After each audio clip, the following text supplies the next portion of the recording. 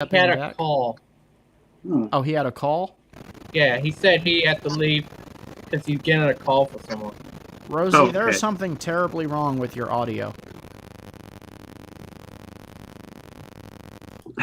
I'm sorry, Rosy. I had to mute you. Your audio is just...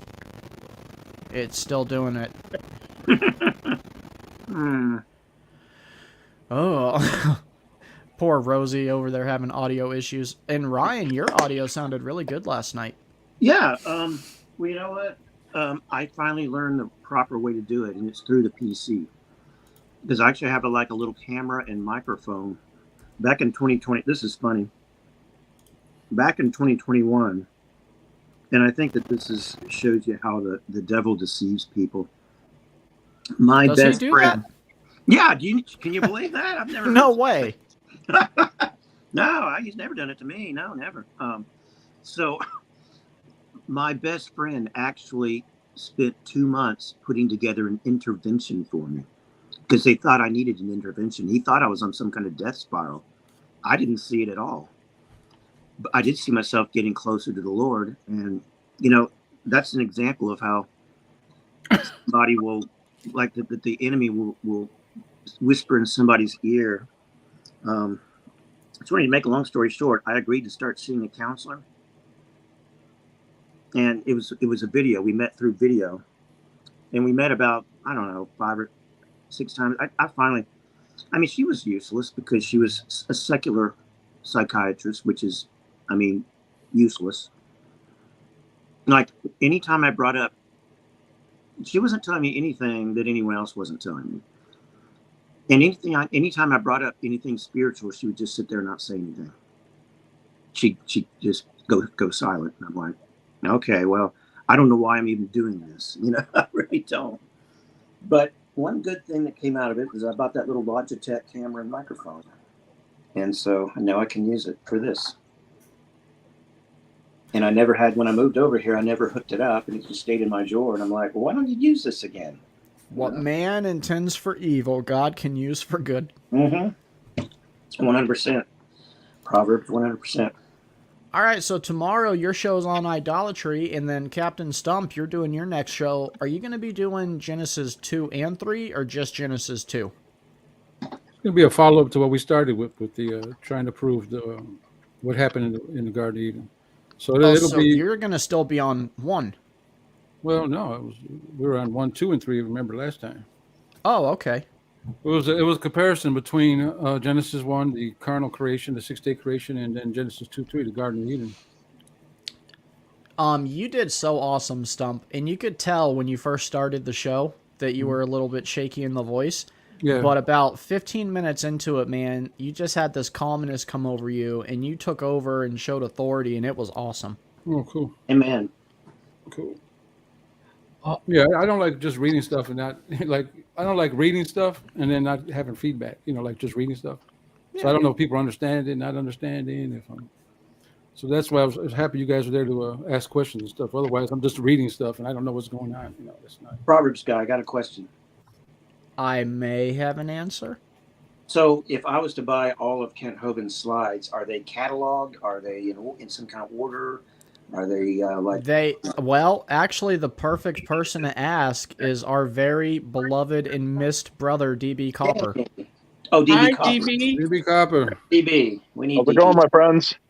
DB, we have missed you so much. How are you doing? DB Copper. Hey, DB Copper. I'm good. I'm good. I had that stuff removed today. That's those stents from my kidneys or whatever the heck they are. Mm-hmm.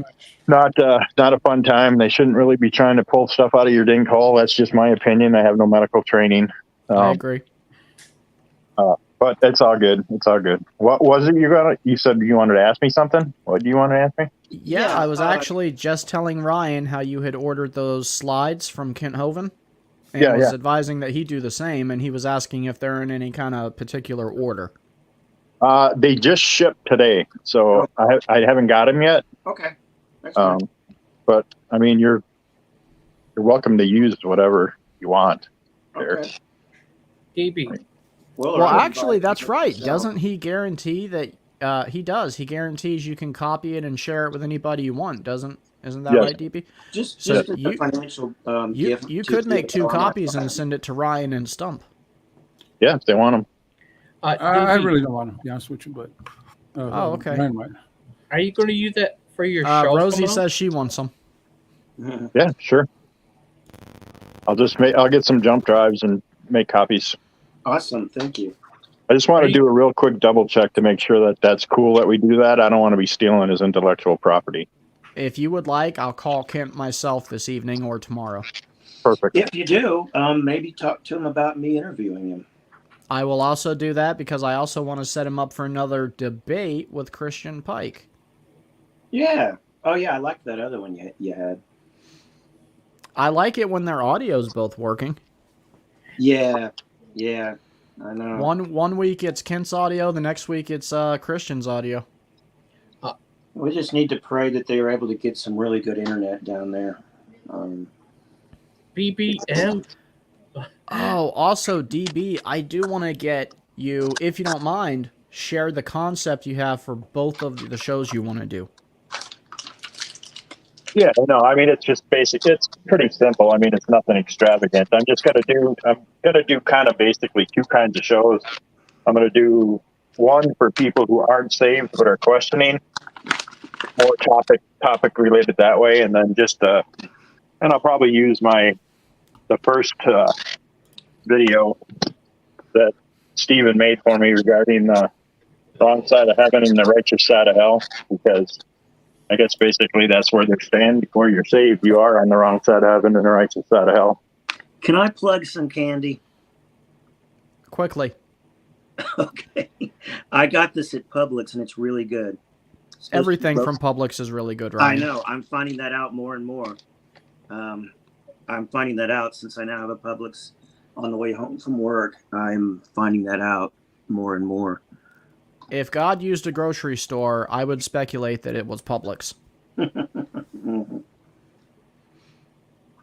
All right, so DB, you want to finish telling us what your shows are going to be? How's that? Where did I leave off? That's good, Rosie.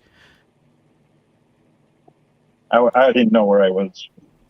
Oh, you said you were going to explain the wrong side of heaven or something like that, right side of hell. Or Oh, something. yeah. They're 2 different shows. One based off of some shows based off of people who aren't saved but are asking questions, wondering, and then another one that's going to be more in depth for edifying the saints and just hashing stuff out, talking doctrinal stuff. Nothing new or fancy or anything, but I do want to break it down into 2 different groups, because I think the doctrinal stuff, especially when we start getting into the extra biblical stuff and adding it to the Bible, that does not help new or young believers at all. And when they see us in here arguing over this stuff. So on that, I got to Then believe. are you going to? I'm sorry, I interrupted you. Sorry, go ahead. No, go ahead. It's all right. No, on the second part that you described, is that going to be like stick to a topic, or is it going to be like open format? Oh, we're sticking to a topic. Nice. Yeah, we're not doing the jump around stuff. I want it to be organized. I want people to be able to leave feeling like they learned something, and we didn't just. Because a lot of times, I don't know if you guys see it the way I see it, but sometimes we're in here and we have really good discussions. We do cover a lot of good stuff and whatever, but a lot of times, if I was a civilian Christian or non-Christian who came in and listened to the show and watched us rip each other apart,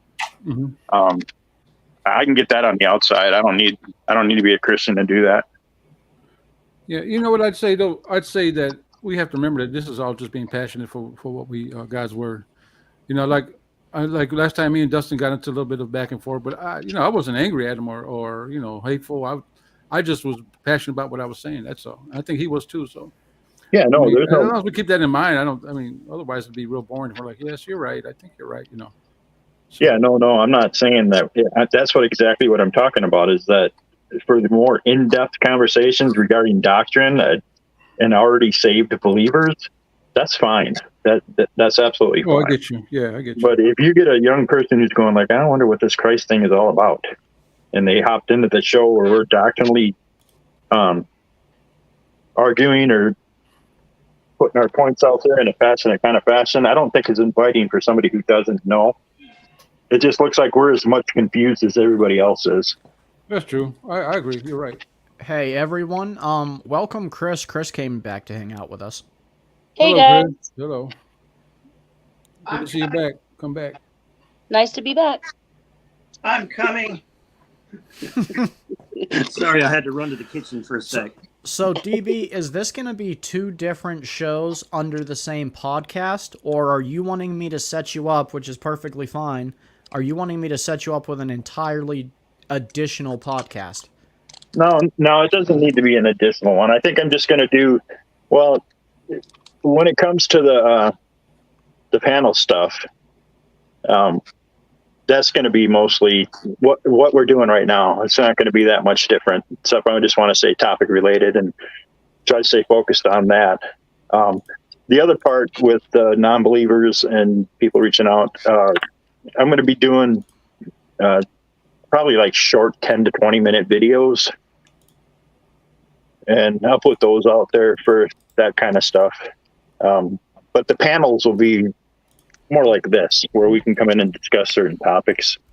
So I don't need a second podcast, but what I want to do is I want to have a different opening. I'd like to have one more. Like, I think the one that fits the wrong side of heaven, righteous side of hell, I think that's pretty self-explanatory. Like I said, if you're not saved, you are on the wrong side of heaven. You are on the righteous side of hell. And do you want to find yourself on the wrong side of heaven? Right. And the other one, I want to have a different intro for when we do something with the brothers and sisters. You know what I mean? I want to have a more subtly Christian intro, something a little more gentler, because I know that the wrong side of heaven thing is rough around the edges, and people will look at that and go, "What the heck are you talking about?" This, if they'll watch the intro video all the way through and get to the trumpet blast and then God saying, "Depart from me, I never knew you," then I think it'll come together for them. If they can just get that far, that 34 seconds in, I think it is. Yeah, no, and I want something a little more traditional, I guess, for when we're doing discussions with brothers and sisters who are already in Christ. I don't need to necessarily have it, but I know some people are going to be upset about the first video because it's a little rough around the edges. And I don't know if you've noticed, but I'm a little rough around the edges. I've done really hard not to be. I haven't been told that about you. I haven't noticed that. No. But yeah, I think people. That's one thing we love about you. Thanks, brother. But Chris, I only got a short introduction to you the other night, and I think that you and I have a lot in common. And yeah, I'd like to get to know you better, definitely, over the next however long. I hope you can keep joining us, and maybe you and I can team up in some way. I'd like to see that. Awesome. I definitely plan on trying to continue joining. Y'all do it late at night, so my husband works late nights. So, but sometimes he doesn't. So on the days, he's not working, we're, doing the whole family thing. we usually don't go past 10 o'clock or so. I think it's rare to go past 10. I don't know what late at night. We usually start around 8. Y'all started real early today. Is the reason why I was late. But what have you already shared your story with the other people here, Chris? I know. So let's see. 2 of the names don't look familiar to me, but I also have not a great memory. I know I shared some of my story the other day. Well, most of it, anyways. Mm-hmm. But I wouldn't mind sharing it again or answering any questions or, Did you see my interview with the Proverbs guy yesterday and Dream guy? I didn't. Okay, I highly recommend you watch that. Okay, because that's where I tell my story a pretty good bit. Oh, okay, cool. Yeah. Yeah, you'll know a lot more about me when you see that. You also just did an interview with Rosy with Push Podcast, yes, which we happen to have with us tonight, and it was a really good interview. That would be a good one too. The one with Rosy is another good one. Yes. I could send you a link to it. Yeah, good. I would appreciate that. I thought you guys were hearing me, but apparently my audio link to the computer and I walked away.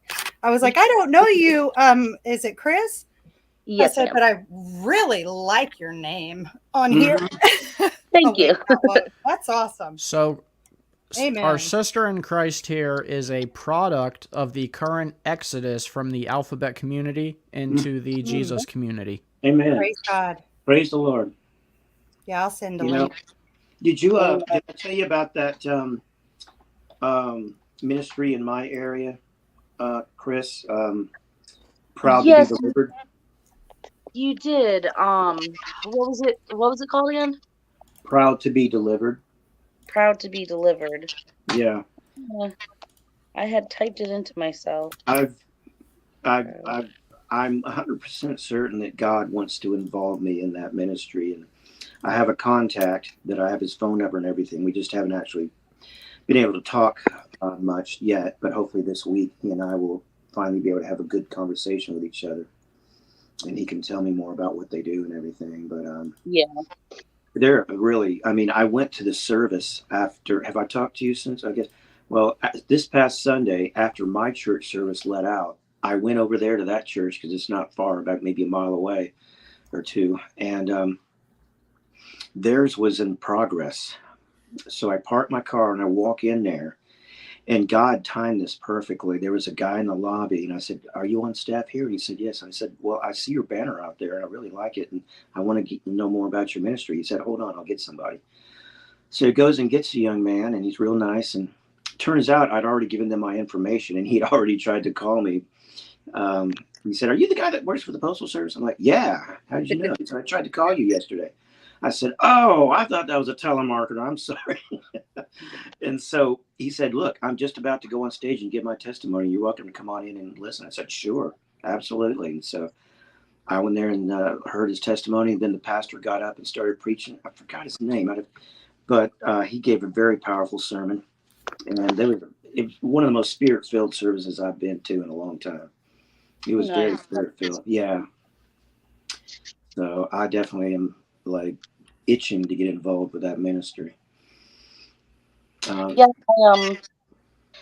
I remember looking at the page vaguely for a moment, and I just sent myself the link, so I remember to go back. Mm-hmm. And I saw where they have a section where you can post your story or send them your story. Yes. I've been working on typing out my story. Mm-hmm. I typed it out a few times, but I felt like it wasn't finished. I just had trying to get it. I want to include everything, but I can't include everything. What do you plan on doing with it, Chris? I'm not entirely sure.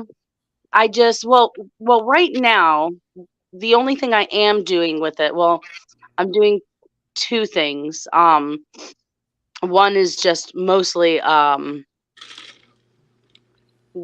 learning. Or I should say rather unlearning, right?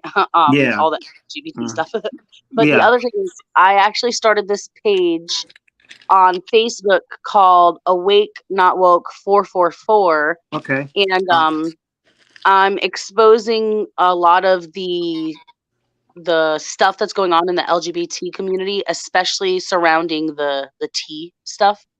So I've been creating a lot of videos to expose the lies, for examples, because I do all kinds of different videos. Like I've got some videos where it shows detransitioners telling their story, other videos of women and high school children sharing stories about how they were forced to deal with men exposing themselves to them in their locker room and various things like that. So but I feel like there's more for me to do than that.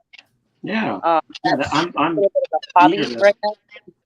I'm eager to check out all your content. I really am. It sounds like you got some good stuff. If you don't mind me asking, how long has it been that God has delivered you from that life? Well, let's see. Completely officially. Yeah. Well, I mean, it's been a process, right? Because for me, because it's definitely it started about a year ago, maybe even a little bit more than a year ago now, actually. but it was probably somewhere around December last year, January this year, Mhm. that I finally was, because I was trying to do the whole lukewarm thing. Well, I agree with this, but I disagree with this, and Yeah, you can't straddle the line I in that did, community. Chris. I did that So for so many years. That's why I'm mhm, determined to try and make up for it. I spent so many years living in both worlds, yep, um, and God finally had to say, "You're coming out of that one. You're going to jump in with both feet into my world." And it took a while. Amen. It took something very hurtful happening to me in 2019 to finally get me to turn to God. And I think He really started to sanctify me in 2020 and 2021, and it's continued since. mhm. Well, it's Um, actually only just since, honestly, the I can tell you the day exactly, although it took me probably about 2 weeks to realize it. mhm. But it was May 6th of this year that I gave my heart to Jesus. And it was Hmm. sometime in January, February that I started to realize, because about in August of last year is when God first started working on my heart, really. But Yeah. it wasn't until, about February this year that I really started to think, oh, you know what? Maybe I'm Christian, because I was pagan almost the last 22 years. So What does that yeah, mean to you, Chris? um, to me, it means basically anyone a part of a religion that is not an Abrahamic religion, Yeah. or that generally, but not always, revolves around supernatural things, Hmm. magic, and New Age. gods and goddesses, and things That like is that. exactly how I would describe it. Yeah. Chris, have you Mhm. heard of a YouTuber named Melissa Doherty? And welcome back, brother Christian. I Hey, think so. I think I know who you're talking about, Yeah, Melissa. she's That a sounds former. familiar. She used to be where you were. She used to be a New Ager, and now she's going full steam, full speed ahead, being a Christian YouTuber. Oh, that's awesome. She's really good. She's hooked up with Beckett Cook before, and he's a former homosexual that's a YouTuber, and the two of them have done shows together before. Really, really good stuff. And as far as former lesbians, Rosario Butterfield is very good. She used to be a lesbian activist, a real military, real super dedicated lesbian activist, and she's now on Mhm. fire for the Lord also. And That's of course, awesome. Christopher Yuan is the one closest to my heart, just because he used to live in Atlanta and he used to go to places I used to go to, and so I have a kinship with him because of that. So It's wonderful to see so many people making the switch over from the new age and the left in general, and the LGBT, and switching over to God. mhm. I really think there is a major spiritual awakening happening across the world. I'm Yeah, even seeing Muslims. A lot of Muslims are converting, and it's God is pouring out His Spirit on all Yeah. flesh. yes, sir. That's Awesome. exactly what he's doing. Hmm. Um, it's good to see, but I think the more the enemy sees that he's losing people, the more determined he's going to be to hold on to people. Hmm. And you'll see some of these uh, gay activists become even more in your face with it and more militant about it, because they Oh, don't want to see people leaving. They don't want to see their friends leaving them and no. coming to God. And so you're going to see it's going to be wheat separating wheat from the tares, I believe. Yep. And Hmm. I've noticed that there's a huge uptick of violence in the LGBT community, especially from not necessarily trans people, but Hmm. trans activists. I mean, I just see it all the time. Them saying that if you're a transphobe, and you can, anything you do makes you a transphobe, right? Then you're not human. And that's Yeah. like this common theme that I'm seeing is they're not human. Or actually, recently I saw a whole thread of people talking about how transphobes aren't human, and then one person said, oh, they are human. And in like that 1 nanosecond before I finished reading the sentence, I was like, oh, great. Finally, someone who recognizes us as human. But then they finished the sentence with, well, Hitler was human too.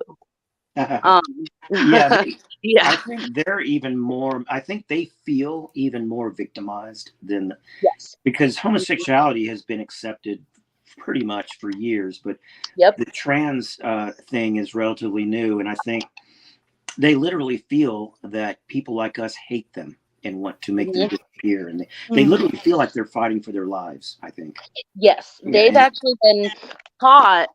They're taught by various different people in the community that their lives are in danger, that there's a genocide, that they're being murdered left and right. But a perfect example that I like to give to people to kind of pull them back down to earth to say, you know, you're not in the danger you think you are, is in 2021 was the deadliest year for trans people, is when the most amount of trans people were murdered worldwide. And it was only 300. Now, mind you, one is too many, but 375 people worldwide in 1 year. That's not genocide. And a lot of those were not proven to be, connected to trans. So there's just this idea that's being pushed by the media, and they believe it. So they get violent because they feel like they're in danger. Yeah, it's normalizing mental illness. Yes. It's I have a lot of compassion. I've known trans people over the years, and I have compassion for them. I feel that they need to be taught that who they were born as is who they are. And it's an inconsistency between, on the one hand, that community says once gay, always gay. You can't change. That's it. It's innate. It's part of your nature. Oh, but now if you want to change your gender, that's a totally different issue. You can do that. It's so ridiculous. That's crazy. It's something that I've been trying to get people to understand. I'm in the process of making a short video on this, but I'm trying to get people to reframe how they look at, especially when it comes to children who are trans. I'm trying to get people to look at it from a different perspective. And I tell them, by the way, whoever sent that link, that is my page. That's me. Oh, okay. Thank you. Yeah, I saw it. I'm gonna plug it. Yeah, that's my page. Check it out. I definitely, I plugged it. We Christians who used to live that life, we need to stick together. I've been warned by several people since I started to become more visible with my videos and stuff that I'll get attacked. And, we have to be prepared for that. We'll be called self-loathing. I think that's the term they use for people that no longer consider themselves, oh, you're self-loathing. I don't loathe myself. I used to loathe myself, but I don't now. Same here. Oh, God. How are you guys going to overcome that? Like when people come at you and they say, you guys just hate yourselves now and it's God's fault. What's your counter argument? I'd say it's amazing that you can get inside my head and read my mind. I'm glad you can do that. And I can say I love myself now more than I've ever loved myself. That's exactly what I would say. I was living a life of, so for me right now on social media, I'm on a very small social media profile that's only got 100 friends. And I kind of disappeared for about 3 years from I was, a major leftist activist.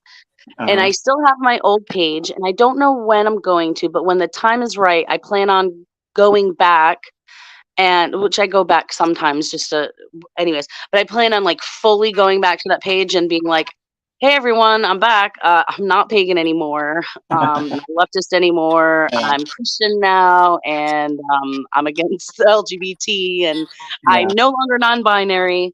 Well, and I have almost. Sorry, I didn't mean to interrupt you. I didn't mean to interrupt you. It's like you've got an awesome story, I believe. Really awesome. I would like to interview Definitely you. an interesting one. Okay, I'd love to do an interview. Yeah. I'd love to do an interview. I sent you a message on Facebook, and we can arrange that later. I would love to interview you. Okay, yeah, I'd love to do that. I actually haven't been able to. I haven't told my testimony very much because, like I said, I'm on this small Facebook. So, and also, I can send you a list of questions too that kind of help, keep everything organized. Okay, yeah, Okay, that'd be very awesome. cool. Chris, I was a little nervous about sharing my story at first because, well, my past embarrasses me now. But all I have to do is just pick up Christopher Yuan's book and say, Ryan, he sank deeper than you sank, and he's not afraid to tell his story. So you need to do it too. So I'm using him as my inspiration. Yep. It's definitely going to be, see, as being an activist for so many years, I got very thick skin when it comes to people. I mean, people just say the most awful things in debates, Oh, yeah. So, no, it's not Daddy Davis. People you don't know. Oh, you got a little one? Yep. Hello. I love kids. I'm eating Captain Crunch right now. Who's eating cereal? Yeah, I think so, Brian. Sorry, a message just popped up. Yeah, Brian, I definitely want to work with you. Yeah, I'd like to. If you don't mind my asking, some people are a little jittery about telling where they live, but I mean, I don't mind telling people I live in Cobb County, Georgia, Metro Atlanta. What part of the country do you live in, if you don't mind? I'm in North Carolina. Oh, really? Yeah. Mm-hmm. Yep. I won't tell you exactly where, but I'm on near the border. Not near exactly. Well, of South Carolina. I'm like. Okay. I won't tell you how far away from South Carolina, but that's fine. I'll just let you know. I'll let you know Ryan here is a federal employee. So he can find your address. Oh, I don't care.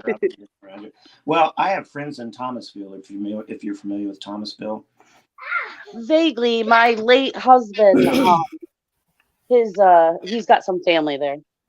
Okay. Well, here I go. I get to plug. They're called the Three Heath Brothers, and they are the most awesomest young men. That whole family, in fact, it's a family of 5 kids and now a daughter-in-law also. So they are a wonderful, wonderful family, and I've been blessed greatly. Awesome. I just bought them some stickers that they can sell at their merchandise table because they didn't have any. And I used to say, well, gosh, I wish they'd get stickers. I'd sure buy one. And then I think God, the Holy Spirit said, well, dummy, if you think they need stickers, you get them. So that's what I did. And I should have them in a week or two, and I'll send them on to I'll save a few for me, and I'll send them on to them. And I think they'll be very happy to have them. Yeah. I've never been there, but I've seen a lot of pictures. And well, there's a big chair. I'll tell you what, the first time I ever saw the Three Heath Brothers was their video for their song Dream Small. Mm-hmm. And there's this drone, I guess, shows an aerial view of Thomasville's downtown. It starts zooming in on this big chair. I'm like, oh, there's a big chair in the middle of that town. And the 3 guys are sitting on that chair just singing and looking so full of the joy of the Lord. And I just was captivated. I said, I ain't never seen anybody like this before. I've never heard anybody like this before. So what was the name of the singers? Is it like a band? Yeah. Three Heath. Yeah. If you watch my I plugged them on that link to his interview. Okay. I can actually send that to you in the private message on the 444 if you want to. Okay, yeah, perfect. Easier to find. It's there.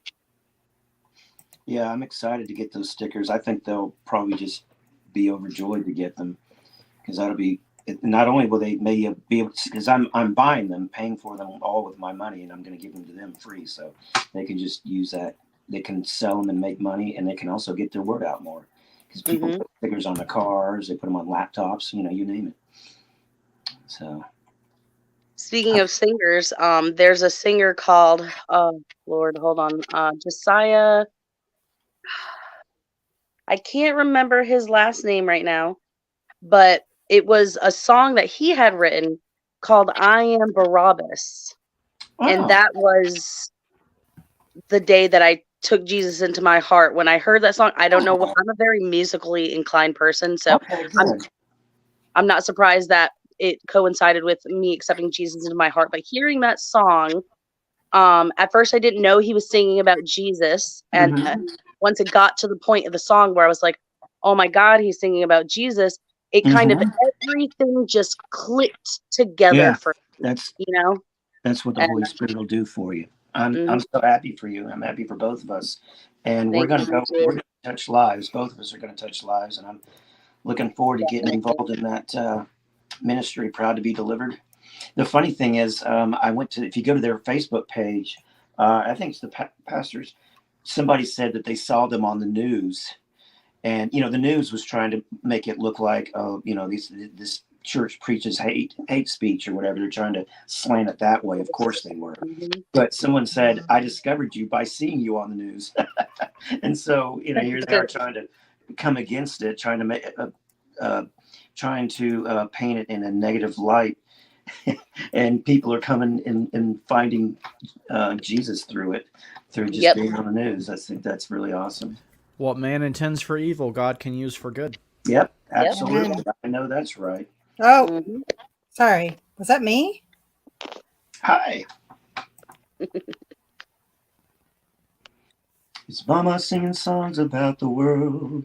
So, Chris, I don't know if you have the availability tomorrow or not, but Ryan's second show ever is tomorrow evening, and it's at 7:30 Eastern time, and it should be really awesome.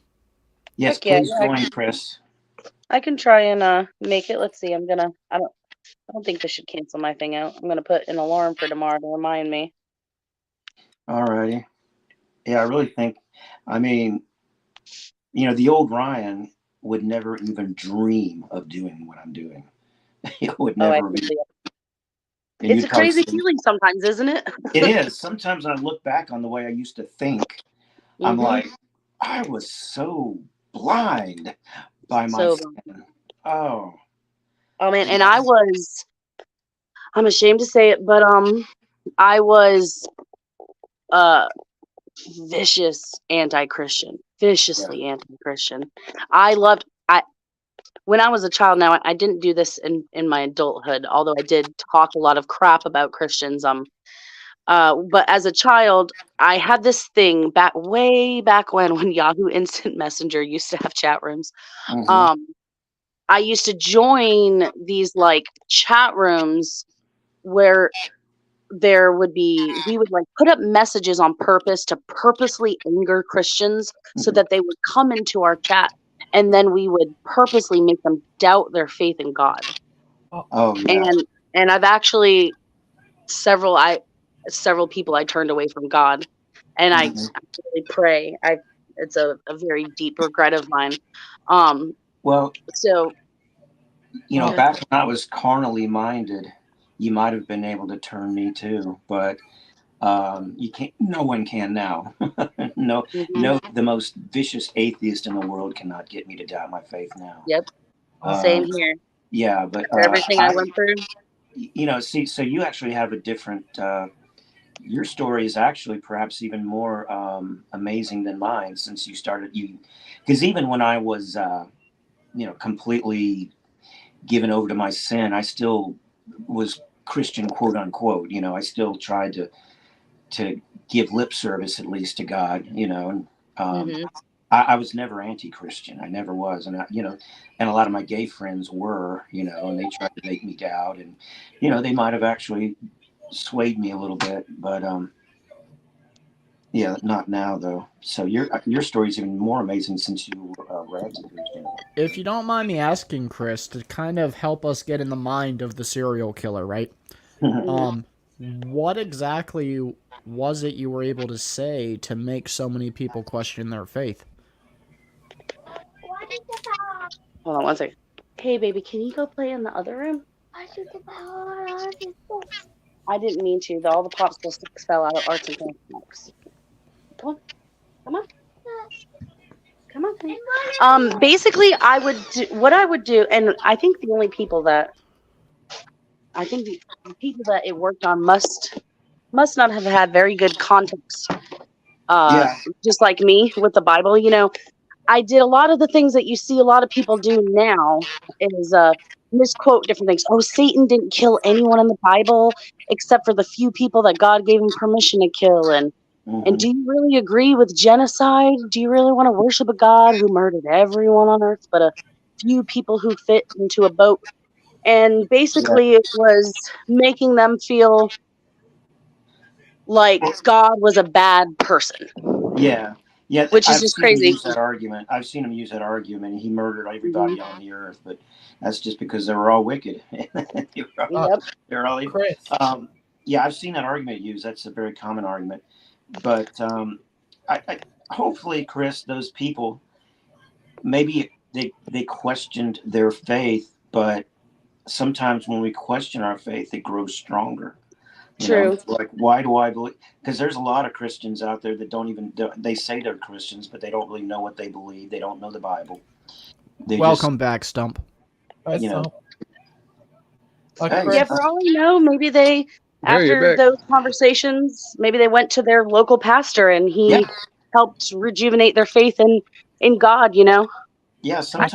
I can only hope so. Actually, one of the people I turned away from God, it's probably my biggest regret of all the people, is my own husband.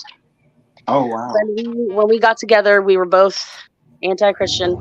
And about a year I'd say probably 2 years ago now, because it was in the first year of the pandemic. But he told me one day that he was jealous of Christians because they had such faith. He wished that he could have that faith. And I don't know. I sensed that he was kind of going towards God. And so we got into a religious conversation and he asked me, he said, "What would you ever do if I did become Christian?" I said, I'm not going to say I'll immediately break up with you, but I think that we would end up breaking up because I don't think that it would work out. And now that I've found myself to be Christian, I'm very much regretting that because he stopped. He went from seemingly falling back to Christianity, because he used to be Christian as a child as well, willingly walked to church every day by himself to go. And so now I'm working on, I have faith. I see God working on his heart. Like a few weeks ago, we went to the store and he bought a Bible, a comic book Bible, but a Bible. Then we got home and we were looking through the Bible and we were having a good time. And, so I think, and I don't think it's forever. He'll come in his own time, Are you familiar with Lee Strobel? No, it doesn't sound familiar. He's a very big Christian apologeticist, and he used to be atheist, and his wife got saved. And I mean, he wanted nothing to do with God. So his wife got saved, and he was an investigative journalist. And when his wife got saved, he said, I got to go and try to debunk this. I got to go around and do some research to show how silly and stupid this thing is. So she'll come around to, I need to talk, so I can talk some sense into her, and come to find out, hey, Asha, you're gonna have to leave the room. Don't keep barking. All right, buddy, you're going out. I don't know what he's barking at, but he's a dog. Yeah, he's a dog. He probably didn't know either. So his life is very, very fascinating. So anyway, while he was in the process of trying to debunk Christianity, he actually became a Christian. He said, "Oh my gosh, this is real." That's amazing. It is, and now he's a leading. He's the one that wrote all the Case for books: The Case for Christ, The Case for a Creator, The Case for Heaven, Cool. Yeah. So check out The Case for Christ. That's his first book, and they even made a movie out of it. But his life may help. Maybe that'll help your husband, Chris, because, like I said, he was. And what it turned out, one of the root causes, they say, for at least men to be atheists is a bad relationship with their father, and he had a bad relationship with his father. Yep. And my husband has. Well, he had a bad relationship with his father. He's got an okay relationship now, but not anything that's ever mended. It's funny that's a common thread with many of them is a bad relationship with their father. Oh yeah.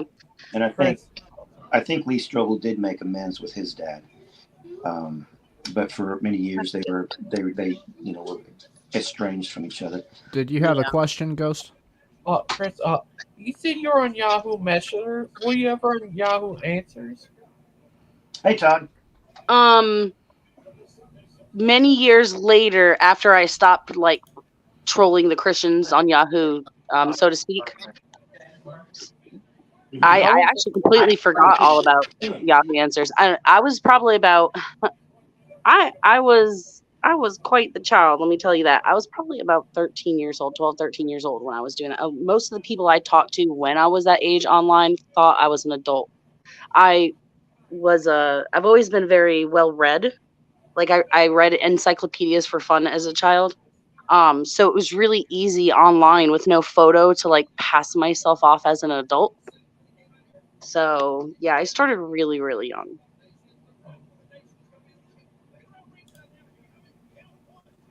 Okay. All right. Stump, you've been listening for a while. What do you have for us?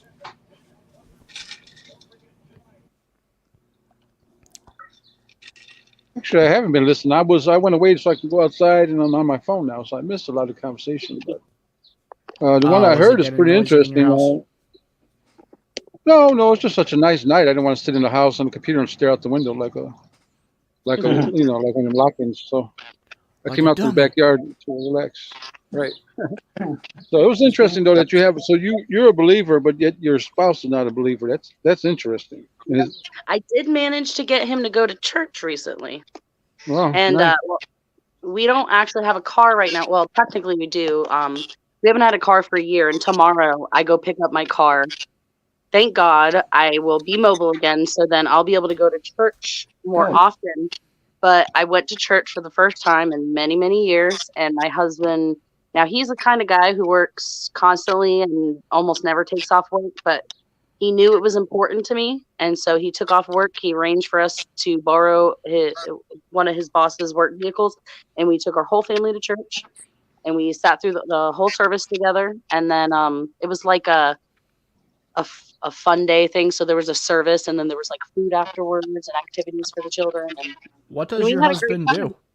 He's a plumber. He works full time for a plumbing company, and then he also is making his own business, like in the process of making his own business. So he's got like 30 or 40 customers that he services. Plus, so anyone in the state of North Carolina, please call Chris's husband. Or South Carolina. Or South. He's working on getting his plumbing license, which is actually going to be through South Carolina, because that's where, so you know how the licensing agencies work. Although he's done plenty of work in North Carolina, the number of hours he needs, he's done in South Carolina. That's where most of his work, like 90%. That Mike could use his services. I don't know. I'll have to let him know. Hey, Ryan, you keep over talking people periodically. I don't know if it's maybe a delay on your microphone, but if we could try to be mindful of that. All right. Yeah, because to me, I didn't think I was over talking. Sorry. No, it's okay. What was that? Stump, did you have a follow-up question? Or DB, do you have a question for Ryan or Chris?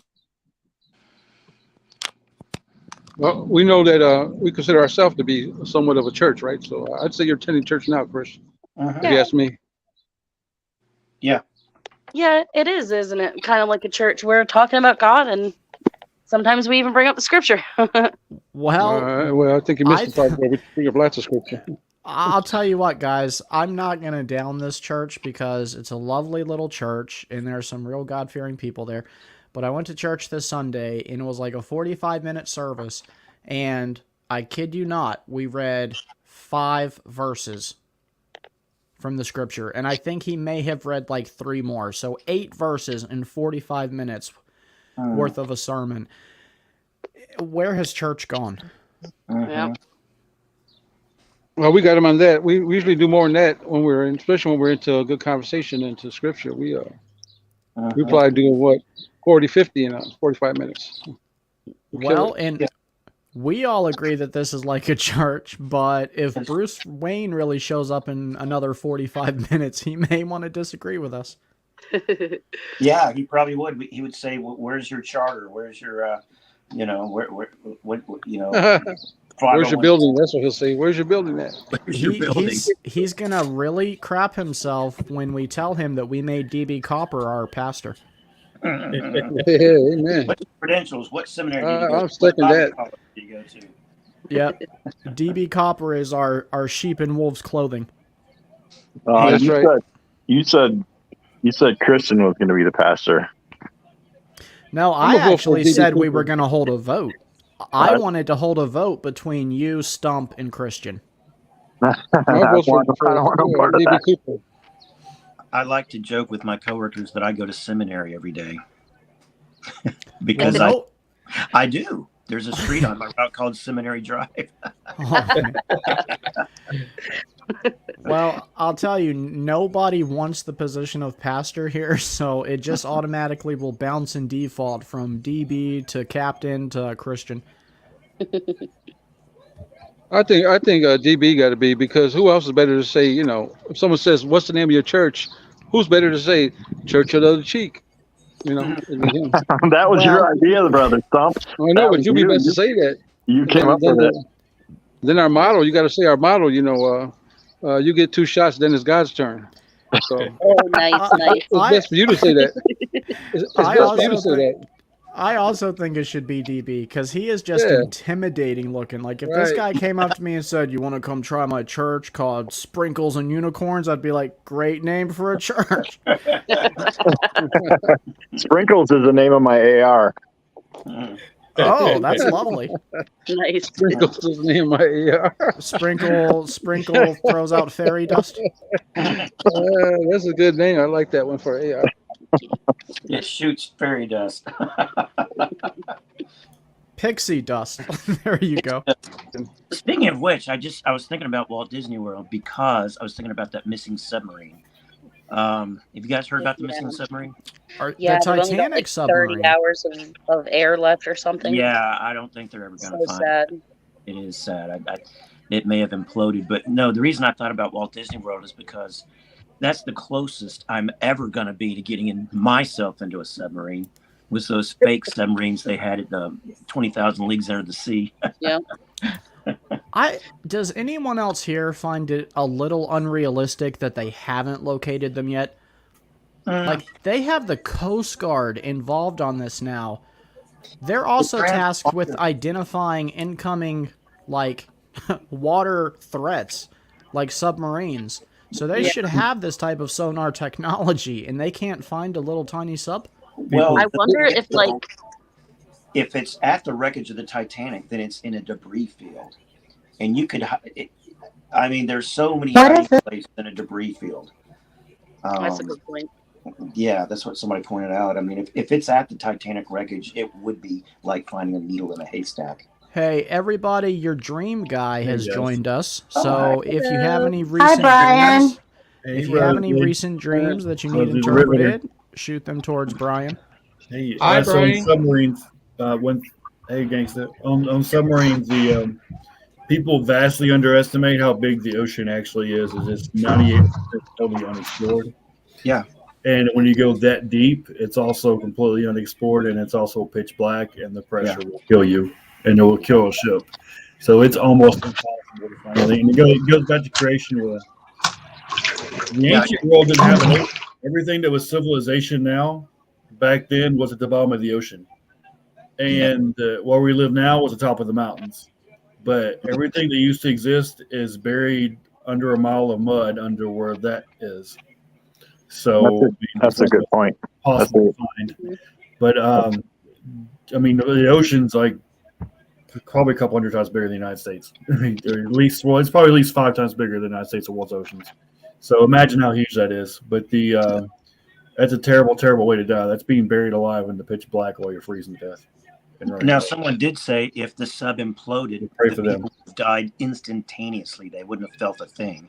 Yeah, they would be crushed completely. I mean, it would be a split second. They wouldn't even know what happened. I mean, Well, that would be the quick way to go. I don't know, though, if that would bring me a lot of stress relief before that moment. yeah. well, Amen. somebody at work said, it's a bunch of bored rich people that have $250,000 to spend on a sub ride, And it's like, think about what that money could do for good, instead of wasting it on a sub ride. But God still takes no pleasure in the death of the wicked or the rich. But Was this supposed to be like a 3-hour tour? Something like that. I think they're just supposed to go down and tour the Titanic site and then come back up. But I heard someone saying that the sub itself is not well made, it uses off the shelf parts. And I mean, like when you're going to send something that far down into the ocean, I mean, it's got to be super, super well made and airtight and everything. It did say Walmart on the side of it too, so I wouldn't have got in that Oh thing. my lord! I wouldn't either. Oh it's no! kind of like No. Bezos taking people into space. That's similar concept to go anti-gravity just for a few minutes. But the chances of, you look at how many spaceships have actually supposedly went to space and how many of them have blown up. Yeah, the percentages aren't good. If It's you like want 1 in 20 are going to go kaboom. It'd be a lot cheaper, I'm sure, to fly in a vomit comet than to go up in outer space. If you want to experience zero gravity, just get in a vomit comet. If you know what that is. I know some of y'all, it's when they get into a plane and it flies a certain parabolic route where everybody inside the plane for about 30 seconds at a time experiences zero gravity. So it's like going over a hill too fast. Yeah, basically. The film Apollo 13 was filmed. The weightless scenes were filmed inside a vomit comet. And they call it that because people throw up. Your stomach literally tries to come out your mouth. Tries to float on out. I don't know about you guys, but we all pay taxes, and I am more than willing to foot the bill to build colonies on the moon or Mars for all the far left. And I'll even go as far as to send them with half our resources. Listen, they all hate the world anyways, and they want a complete reset, so they can go do the reset, on another planet. Here's how we sell it to them. There are no cows on Mars. Good. They can all be vegans. All of them can be vegans. Just grow plants. Global warming, good. Have you guys ever met a real vegan? I've seen less sickly people in the cancer ward at the hospital. Like, they look sick. They do. They really do. I actually tried to go vegetarian once, and after 3 months, I ended up in the hospital because I was not. Wasn't doing so great on the vegetarian diet. Yeah, vegetarians have to be very careful to be getting that protein from other sources. Hey, Ryan. Yes. When you were at DAL, did you meet a girl named Daria? I don't. She works in the office with Sandra. You know what? I think I may have. Why? She's a friend of mine. She lived here for a little while. The car that she has now is anyway. Does she have a husband and kids? She's a vegetarian, huh? Oh. She's a true vegetarian. Because I did see one. Say what? Lady working in the office that didn't seem very friendly, so I really didn't talk to her. That's probably her. Oh, in her, is she? Well, I don't mean to be politically incorrect, but is she heavyset? No, not really. No, I'm more heavy set than she is. Down here we say big bone. bone. If I did meet her, then I don't know if I did.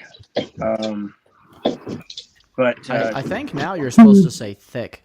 Yeah, thick. Sorry, but I will say that most of the people there are very, Dee and Bobby and Rex and some of the people there are very, very friendly, very kind. Dee it's like Dee and Bobby are like the dynamic duo. I mean, they really are. They work all day and they love it. Dee says she loves her job, and we joked about how if you love your job, you'll never work another day. And I will say that the times that I've genuinely done God's work, it never felt like work. It was fun. It's like I loved what I was doing because I knew it was for Him. And so they get to do that every day. Amen. Who had to a that. dream, by the way? You had a dream? Somebody had a dream. So I was just trying to throw a submarine comment in there real quick about how difficult it actually is and how many Russian submarines we can't track. Yeah. They hide really well at the bottom of the oceans and the crevices and also in the bottom of the ice caps. Well, that's terrifying. We'll use dolphins and whales to find them. So. All it I would had a take dream, but I is- can't remember it. Yeah, if any of you have a dream you need interpreted, we have a actual dream interpreter with us tonight.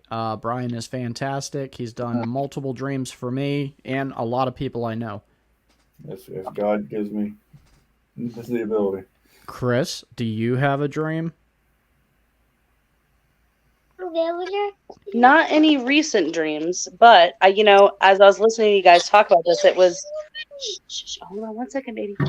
I was thinking about this really like demonic dream I had several years ago. It was I'm the type of person that when I have dreams, they are crazy, and it's usually like you'd think it was a movie. There's like a whole plot line. My dreams are very, very interesting, and I actually have I often have really bad nightmares. I mean, I've had them my whole life, so they don't bother me anymore. But I have some pretty crazy dreams when I do. If you remember most of the details for any particular dream, he's really good. He can decipher it for you. I have one that I just remembered. 1 second. So, Kay, no, wait. Are you hyper aware of your spiritual environment? Her name's Chris. Chris, are you hyper aware of your spiritual environment? Once upon a time, I would have said yes when I was pagan, and now as a Christian. Did you do witchcraft?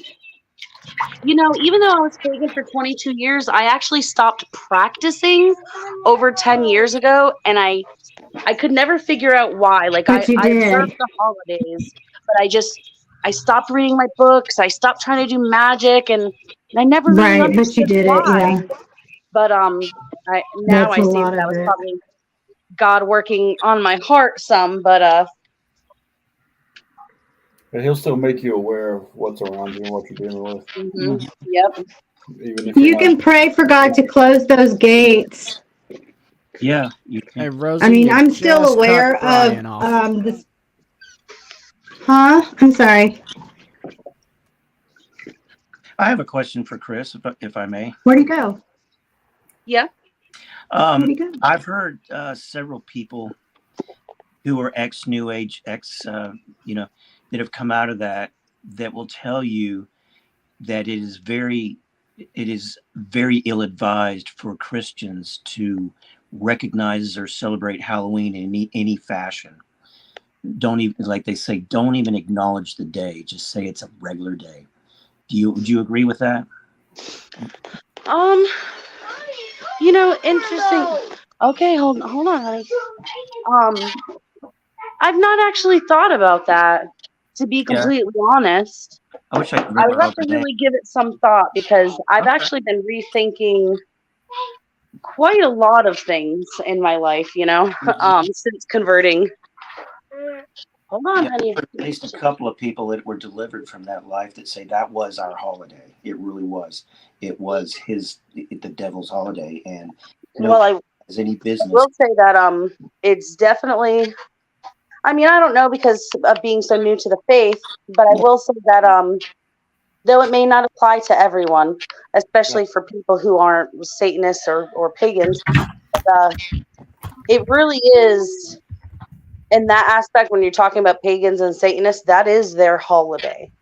Yeah, and one thing you'll notice, one thing I've noticed in recent years, especially being a mail carrier, I see a bunch of yards every day. People are starting to decorate for Halloween just as much as Christmas.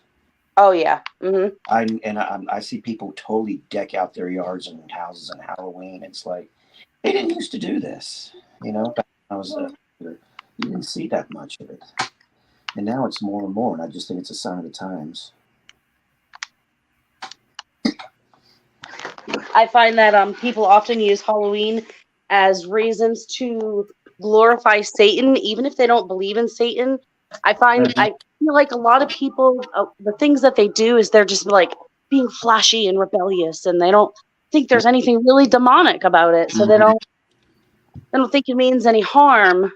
But well, I imagine now, once upon a time I would have told you it's totally harmless, but now I'm not so sure. So I feel like sometimes now these days when I'm watching TV, I'm just like, wow, this is demonic. I feel like there's a lot of normalization of Satanism all over. Hold on, what was it called? I was reading about this program that was created that's supposed to help humans make last second decisions for like really important things. Some AI that they've been working on, and it's supposed to be like this amazing AI that's going to do so many amazing things for humanity and for medicine and da da da da da. And they named it Lucifer. Wow, what a surprise! Perfect. Like, and it's an acronym of some sort, right? But it spells out Lucifer. And then I started seeing like at the where's that Hadron Collider at? Yes, I used to really follow that a lot. Yeah, they had like a whole, when they opened it, there was like a whole Satanist ritual, and I thought this was actually before I became Christian, but when I was starting to really go that way. And when I first saw people talking about it, I was like, that's a lie. They're not doing that. That's not true. Oh, they were doing it. They were doing it. Brazil, not that long ago, had some major festival, and it was all about Satan. Yes. I saw that, and I was just blown away. I said, "Yeah." I mean, this is like they don't even hide it anymore. Nope, not at all. Because it's in your face, and because they say it's better than the Bible. I will say that there have been a lot of Brazilian Christians that have really pushed back on that and said, "Look, yes, this is going too far. This is not who we are. This is not who Brazil is." There's some have been really pushing back on it. So it's not totally. I mean, there have been a lot of Brazilians, in other words, that have said, "Look, don't judge our country by this, please." This is Well, I'm Portuguese, but like the other Portugal, well, actually not even that Portugal, the Azores, but Latino, Hispanic people, they are very conservative. People are underestimating how truly conservative and dedicated to God that they are. Yes, they are. They are. And, well, I don't want to get too political, but that donkey party thinks they can just take the Latino vote for granted. And the Latinos are leaving them in droves. Because, the Latino population isn't into abortion. They aren't into trans. They aren't into all that. And so they are leaving the donkey party. It's once they started pushing it on kids, that's where they really made a mistake, especially with Hispanic, anyone who's religious as far as Abrahamic religions, Christians, Jewish people, Muslims. Yeah, I haven't been back to the Bullseye store chain ever since I heard about that, and I may not ever go back. I guess I'm using code language. Maybe I don't need to, but you know what I mean. Bullseye. Oh, okay. Yep. Yep. Did you hear that they were calling it eco-terrorism because people stopped shopping there? And that's eco-terrorism? Yeah. The simple act. That's just crazy. They were trying to boycott the Harry Potter game. Not religious people, but trans people and trans activists. They were hardcore boycotting it. It's so bad that when you join any leftist groups on Facebook, you're not allowed to discuss Harry Potter. But that wasn't called eco-fascism. It's just eco-fascism if Christians do it or Republicans do it. Wait, hold up, time out. I understand why Christians protest Harry Potter. Why are the gays protesting Harry Potter? Okay, so... Well, there's this whole thing now. They say that Harry Potter, first off, they say the book is really racist. And then, so that's strange because they say that the goblins are supposed to be Jews because they have long nose. And that's racist. Right? Okay, thank you. Because I think the book is not racist. The people who think that, because they're like, well, they're goblins and they like money and they have long noses. So you must be talking about Jews. No, that's racist. What? But, the reason why the trans community hates the books so much, or anything to do with the books, even if it doesn't directly benefit J.K. Rowling and you're buying some third-party Harry Potter sticker, it's because J.K. Rowling had the audacity to say that women deserve to have single-sex spaces where people with penises, men, are not allowed. And so they say she's transphobic and all these horrible things, and she's getting constant death threats and just unbelievable stuff. It's a house divided, but there was a movie called the Ewige Jude. The Ewige Jude. It's a German movie. It's a propaganda film. Goebbels put it out, but it's pretty much those goblin things. That's how they depict Jews in Europe in World War II, especially the Germanic countries and in the Eastern European countries. The hook nose and all that. And there was an early depiction of the Apostle Paul where he was short with a big hook nose and this whole thing. But that's actually a theme, and yeah, been around it. It's like, yeah, that's a. I don't think that was her intention, but that just historically and art history wise matches the depiction of Jews in Eastern Europe, especially in the Germanic countries as well, around from the Middle Ages to about the 20s and 30s. I don't think that's her intention, but that is a legitimate depiction of how they would have depicted them, counting gold coins with hook noses and pointy ears and little bald heads. So is the trans community pro-Jew? I'm confused. I don't think Who's on whose side now? So the weird thing about the trans community is, because now it is fortunate for Jewish and Muslim people, but it's contradictory because they hate Christian people so much. But anything that's on the, into wokeism, so everything on the left, they defend Muslims because they've been discriminated against as terrorists. So they defend Muslims and their belief systems, and they defend Jewish people because of the Holocaust. And it's great that they do, but they don't realize that, it doesn't make sense to defend Muslims and Jews from discrimination and then in the same breath discriminate against Christians. But that is what they do for some reason.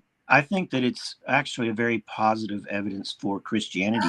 When you look at the same people that hate Christians are totally tolerant of Muslims. It's like, because they're really in the back of their minds, they know they're on the same team. I think deep down inside, they know they're on this. They know that they have the same father. And speaking of Christian, welcome back, Christian, and welcome back, Stump, and welcome back, DB Copper. Howdy. Yes. Hello. So who had a dream? I'm sorry. We went off track. Yeah. Chris had a dream. Kristen? You did? Didn't you? Yeah, I did. She was saying she had some. There was not recently. There was a really, I've had a lot of really crazy dreams, but there was one in particular that was just like so freakishly demonic. And because I've had these crazy demonic dreams my whole life, very rarely, almost never as an adult do they ever upset me anymore. That one in general, really, really was just so weird to me, and it was so in depth and so long, and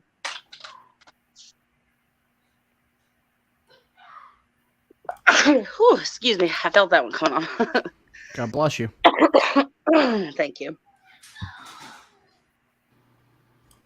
Okay, well, if you want to gather all your thoughts on that, Rosy, you also had a dream? I think Rosy had one too. Yeah, it's not very long. Like she said, hers was long.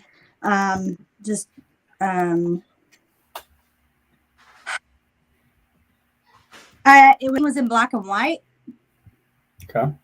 And I used dreams where I would jump off buildings and fly and kind of bounce from house to house. But this one was, I don't know, maybe God was teaching you how to operate in the spirit world so you could go minister to different people. This one was like I was flying, but I was like really low by the ground. And there were other spirits around me as well, and they were trying to attack me. And I forced out the name Jesus. And once I started to say his name, I was immediately filled with, overabundance of joy. And I began to sort of, I was able to have more control over my navigation and got off like down. There was even a point before then that like my stomach had like rubbed against the ground while I was trying to fly. Mhm. So Yeah, your stomach's where your spirit's contained, but you're kind of too attached to the natural. You're afraid to deviate from what your mind understood. at the time, Yeah. that makes sense. And that makes you vulnerable. Yeah. Because like an eagle and a snake, the closer the eagle is to the ground, the more vulnerable he is. But the farther the snake's off the ground, the more vulnerable the snake is. I knew I did not like to be on the ground. I knew I wanted to be flying, and I was trying to figure out why. And I just called on the name of all names, and that gave me like helium. Mm-hmm. So I was able Yeah, you can operate in the spirit world not only higher, but also in a more controlled, intentional fashion. Right. Why is everything in black and white? Is that because it's in the spirit world? Some people, the main school of thought is that God is light and the enemy is not light. So enemy dreams are black and white, or the enemy is just really dark colors. But occasionally something's a black and white issue. And I think this is a black and white issue. It was a very vibrant black and a very vibrant white. It's like this is a black and white issue. Like you got to do, get on the ground and get in the air, but you can't be dabbling between the two. You can't be dabbling between the two. Right. Or kind of like an old movie. It might have been something from the past that you're struggling with, like the traditional, old-fashioned, reasonable, practical way of doing things, like an old movie. No, I like your first, and because it was after that God delivered me from attachment to the material world. Okay, so it wasn't for you. It was a black and white issue. Yeah. Okay. So I'm ready to go whenever that, whenever that 10 dots or what, you know what I mean? Mm-hmm. I'm ready to go. But I guess I wasn't at that point. So yeah. Okay. And, flying's a very, very common dream. John Paul Jackson has a book, the 20. Let me grab it. It's actually in my room. Where did I put it? Okay. The 20 categories of dreams, and flying's probably like number 2. Flying dreams. It's like one of the most popular dreams there is, because a lot of people are struggling to operate in the spiritual in a very materialistic, practical world we live in. My grandfather he would tell me that it meant the happy, but that didn't never really drive it. What is that mama trying to say? Yeah, so you don't have there's not like a dream dictionary per se. It's like, in some dreams it could mean you're happy, some dreams it could mean you're flying, some dreams it could mean you're out of control. I mean, it can mean a lot of things. But dreams, it's a dream dictionary at best is just something to train your brain in a different way of thinking. But it's not this means this every time, because it's just not the way that works. Even like Chinese language is tonal. So the same word can have 8 different meanings depending on the tone of which you say it. I just remember. And the dreams are kind of like that. This one symbol could mean 8 different things depending on the tone of the dream, the context of the dream. In Japanese, like some words have 30-something meanings. So all depending on context. It was very contextual. Yeah. So another one that I had, and it was when my oldest is 17 now, and I've got a lot of sanctification, but he was a toddler, and the dream was that I was sleeping, and then I felt like spirits heading my way, and then they You're cutting. Everything's cutting in and out. What's heading your way? Am I cutting out still? You're cutting out, or maybe everybody's cutting out in and out a little bit. So what was headed your way?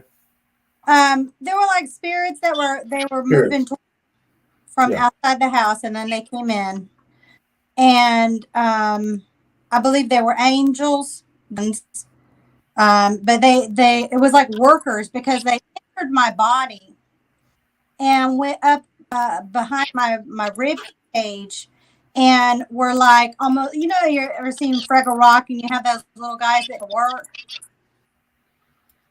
Kind of, but a spirit and going in your body is that you inviting No, it to. No good thing. It was sort of like it was. My sense was it was God, but it was like. But he was like showing me that there was something icky, like what lit up inside my body, up under my cage, were maggots up under there, and then there was this, like this little guy looked up at me, and I'm like, and we're both like, oh, here's something, or here's something we gotta take care of this. This is an issue. Okay. It's like a surgery. Interesting. All right. Chris, were you able to gather all your thoughts for your dream? Like all the details and exactly what the dream was?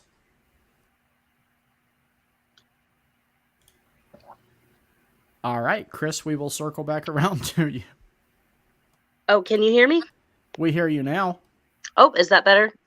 Okay, what about, can you hear me now? I do, yes. Okay. Oops, sorry.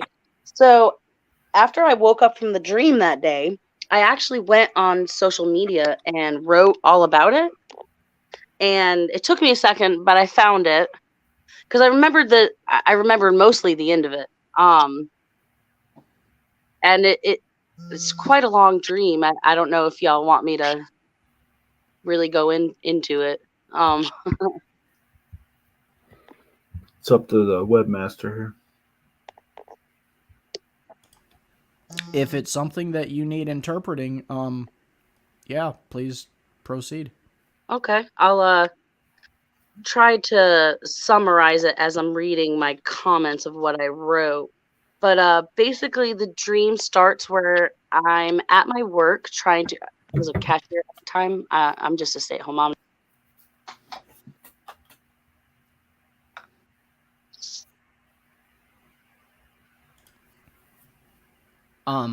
Never say just a stay-at-home mom. That's the last thing I heard is I'm a stay-at-home mom. I was like, that's a good story. Oh, did I disappear again? Mm-hmm. You did. You're a stay-at-home mom. I think it's because hold on, maybe if I do this.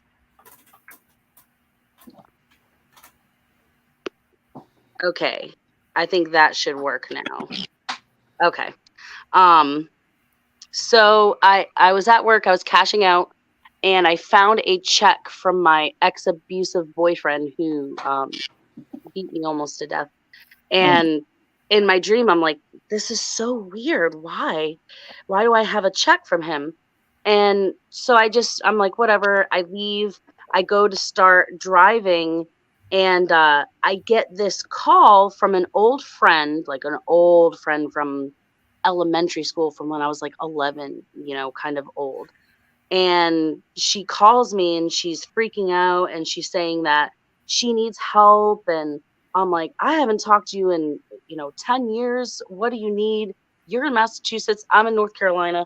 Well, dreams don't ever make any sense. So I decide to go ahead and go be there for her. Somehow I drive halfway across the country in my dream. And when I get there, this is the part that was really, really disturbing to me. This part I'll read a little bit more directly. I get through the window and I'm in a young kid's bedroom. There's a little boy in there visibly terrified, maybe 7 or 8 years old, but he's not terrified of me. And he recognizes me. And he says something about his mom's in trouble and he needs a light to keep him safe. So I'm like, what the F is even happening right now? I open his bedroom door to check and see what's going on outside with his mom. And she comes up the stairs, running up the stairs. And I'm like, oh, crap, I've got to get out of here. And when I jump out the window, I drop this Chinese finger trap looking shoestring that lights up when you pull on it. And the little boy says, thank you for the light. I jump out the window. I try to get in my car to leave, but my dog Astrid, who was with me, runs out into traffic, almost gets hit by a car. And then I end up getting another call from Christine. She's noticeably upset again. I go to drive back to her house, and again, I met with the 8-year-old little boy, but this time Christine is there, and she is a 4-year-old little girl. And I'm talking to her because she's freaking out, and she accuses me of all of this weird crap. You hurt my mommy. There's something wrong with mommy. So I'm like, all right, let's go find your mom. She knows me. I'm going to get you some help. Her mom ends up coming into the room as I'm trying to lead her daughter out. She sees me and starts talking all funny like she's possessed. 1 second, she's like, hey, I haven't seen you in forever. How are you? And then she goes, you killed Christine's mom. How does it feel being a killer? So the mom goes downstairs, freaking out, accusing me of imprisoning her daughter and not letting her go. I'm trying to run away. I decide to go downstairs and try to prove to the mom after a while that I didn't kill Christine's mom, that she's Christine's mom. I'm not imprisoning her daughter. I'm just trying to leave. And then all of a sudden, the mom gets nice again and says, thanks for helping my little girl. And so as I'm trying to open the kitchen window to get out, for some reason, the mom comes to help me get out the window. I take out a kitchen knife to use the butt of it to try and smash the window out as her mom helps. Then her mom nonchalantly says, how did it feel when you killed Christine's mom? How did the knife feel when you stabbed her with it? Christine looks visibly shaking. Where she stands, I call out to her, it's okay, sweetie. I'm not going to hurt your mom. She's sick, and I'm going to get you both out of here. Then the mom turns around and starts looking for something else to help break the window open. She starts screaming in this weird demonic voice. You stabbed Christine's mom. How did it feel? And I'm screaming back at her, I didn't stab you. I get the window open, but the screen is strong as F, so I'm cutting at it with a knife. And then my dumb butt throws a knife to the mom and says, here, take this knife and help me cut the screen so we can get your daughter to safety. Well, oh boy, I'm feeling it reading this. Well, she literally runs her body into the knife straight on purpose, stabs it deep into her chest in front of Christine. And then in this crazy demon voice, she screams, you killed Christine's mom. How does it feel? So I'm really freaking out at this point. I'm trying really hard to get out the screen. Her mouth starts to open. She's gone full demon. She's walking all weird and broken on all fours, holding the knife in her chest, bleeding all over the place. I'm freaking out, trying to explain that I'd never hurt a fly, much less kill a human. Then she rips the knife out, sticks her hand into her chest wound, and then pulls something out of her chest and plunges the knife back in there. I'm back at the window trying to cut the screen open more, pretty much accepting that my butt is going to die because I'm not going to make it out in time. The mom is holding her hand with this weird tiny little scroll on a stick. She pulls the paper and there's Japanese written all up and down the scroll. The demon mom looks at me with these crazy eyes like she's excited at what she found. I had this terrible sense of foreboding that she was about to read that shit out loud. Sorry, that crap out loud and summon some crazy effing crap and kill me right then and there. And then I woke up. And Wow. yeah. Chris, you're going to give me nightmares talking about your nightmare. I nearly cried reading it, man. Oh, I brought it all back. Wow. And poor Brian has to interpret that. How do Did you you watch remember a all that? lot of demonic movies growing up? It sounds like something I would I watch. actually so The bless most- my mom. I love her to death. But my parents raised me on horror gore films. Oh yeah. Mine too. Yeah. Had no. Say that again? They had no filter.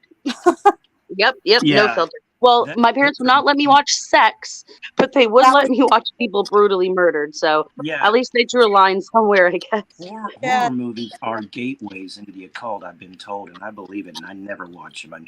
The only horror movie that I would ever watch again might be The Shining or something, but not just because it's a Kubrick film, and I love Kubrick, but still. I especially enjoyed like the ones that had demonic undertones and Yeah. churches, Mhm. you know, Satan worshiping and witchcraft. I'll tell you guys what, I was never much one for scary movies like that, horror movies or anything demonic, but especially after my time of leaving the group I founded, the Down Home Paranormal, the paranormal investigating group, since some of those experiences, there's not an amount of money in the world to get me to watch those movies again. Yeah. I wouldn't. If I was at somebody's house and they put something like that on, I'd have to leave. Yeah, God sanctified me from that through my husband, because he says the only way he would watch a movie like that is from behind the couch. So we don't watch them. Dream guy, what are your thoughts? I was just waiting on you guys to get done. Sorry, Brian. So yeah, I got it. I'm just trying to sort out how to explain it to you. I understand. So yeah, the moment you started talking, I call it warrior calling, but it's in the dream it's intercessory prayer. Knives represent, so the sword is the word of God, but a knife are human words. But you misuse your words. You're trying to knock out a window you're using the knife in the opposite direction of what's meant to be used.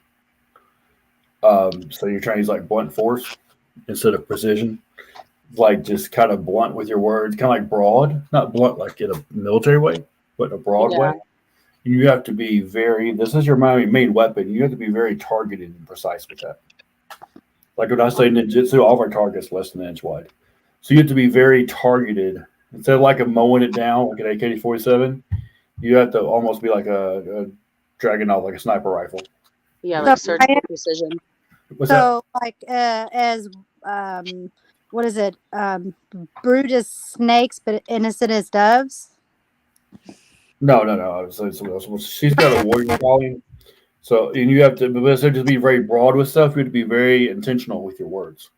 Okay. And it was your words that were, you know how to speak and how to speak to the spirit world and how to speak to people's hearts and to their intentions, like cutting bone and separating bone and marrow.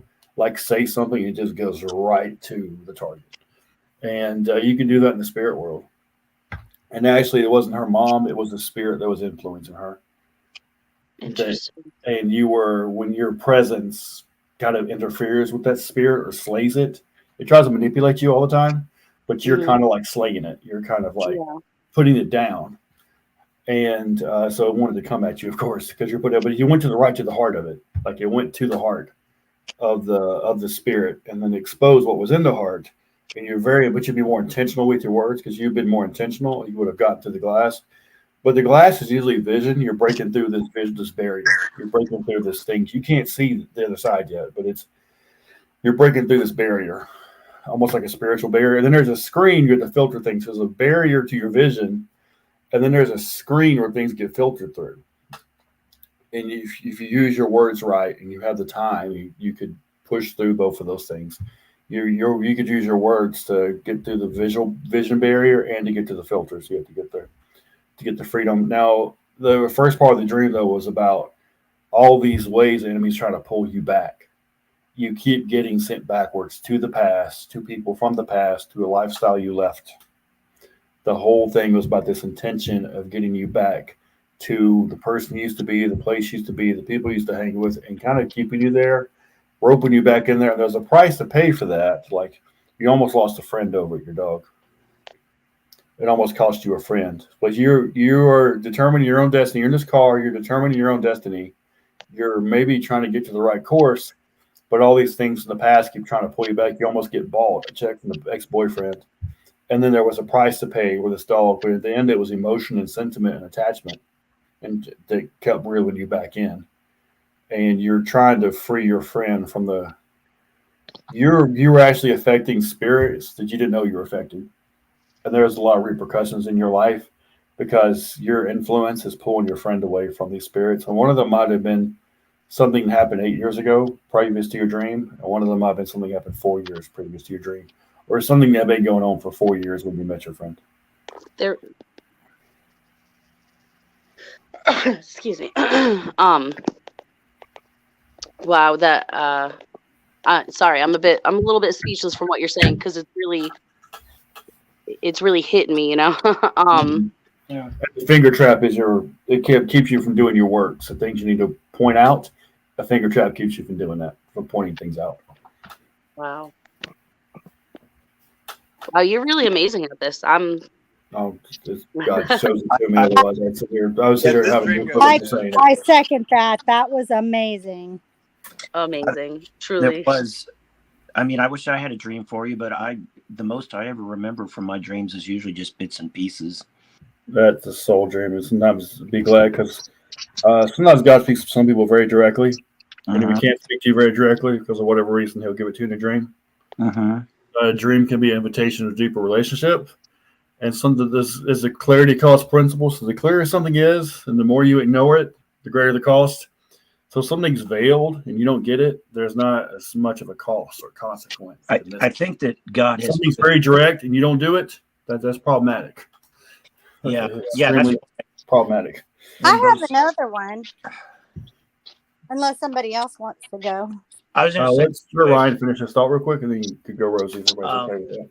That's Steven's why coordinator here, though. Sorry. So it's up to him. And that's why when both Stephen and Jeremiah came up with the same idea at the same time independently, I knew it was God. And I knew I had to do it.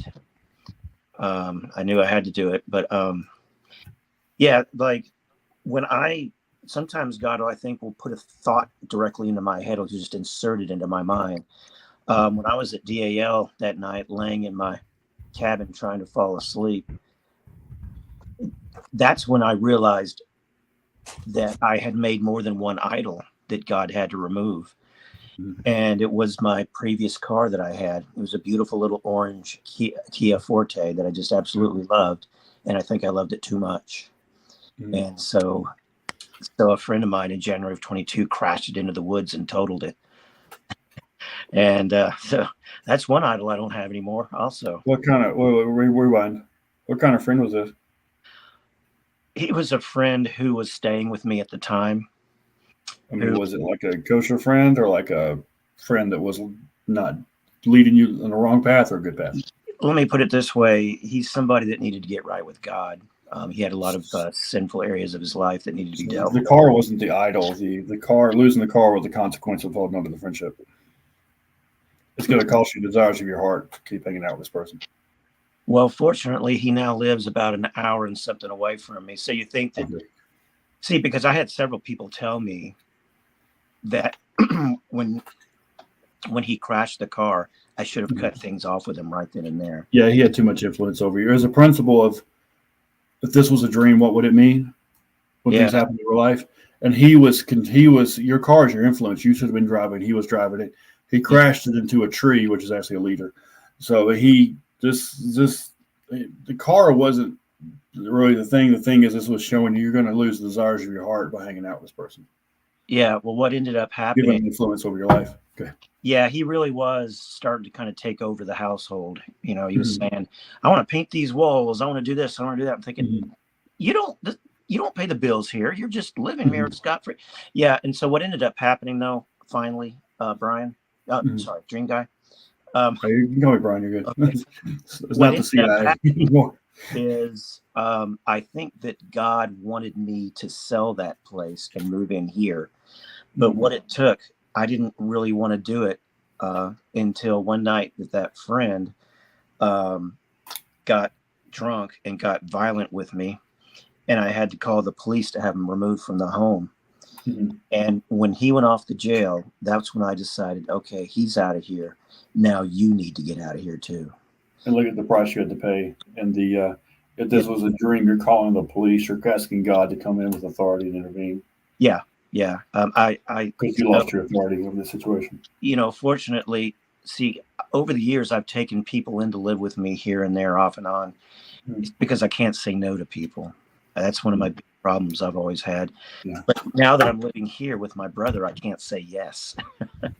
I'm sending you all links in the comments. Ryan, this new one come up is for you. Okay. Kay, awoke, awake, not woke. The deliverance one's for you. And at the top, there's one on the history of holidays. It covers different views on Halloween because it's actually a Catholic holiday where it's like a Memorial Day. Yeah, that's what I've They got all this pagan stuff thrown into it from Sylvain Bale from Druidism. Yeah, But anyway, there's a bunch of history on that if you're interested in it. Milo Yiannopoulos actually talked about the history of Halloween and said it was Catholic. Yeah, there's a lot of mixed up YouTube kind of history, and there's American Satanists are different from actual Satanists. American Satanists were started by American Satanist Church started by an atheist. Yeah, he was an atheist day. He died. Until he went to hell, then he wasn't atheist anymore. Yeah. And then the Anton LaVey, and then Aleister Crowley actually started the World Satanist Church. He's a theosophist who died. Disappointed he wasn't the Antichrist. And I think his bigger holiday was probably the winter solstice, December 21st. But anyway, there's a lot of history on the website there. That's my resource site. If you guys ever want to make a donation, or if you need a question answered, or if you want to look anything up, it's all on there. Awesome. And it's got links as a podcast. I think me and Steven did. Probably someone. I was about to say, Brian currently has multiple podcasts going on. I do one with Brian on Monday nights called Let's Talk Shalom. And what is the new one we're going to be Psalm doing? 16 ministry is going to be my ministry one, and Steven's going to help me with it, and it's going to be more theology. Let's Talk Shalom is our testimony interview kind of show, and then Psalm 16 is more of a theology Q&A show. Okay, interesting. We have a lot going on here, Chris.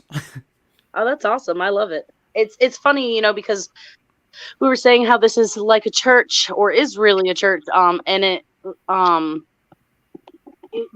church that I've recently joined and I'm gonna start going to regularly, they have a lot going on as well. They've got like so many different kinds of groups, and different church services, and so I think it's good to do a lot of different things. Where two or more are gathered together. There when I was having dinner with that godly family on my route, I just felt the Spirit was with us that night.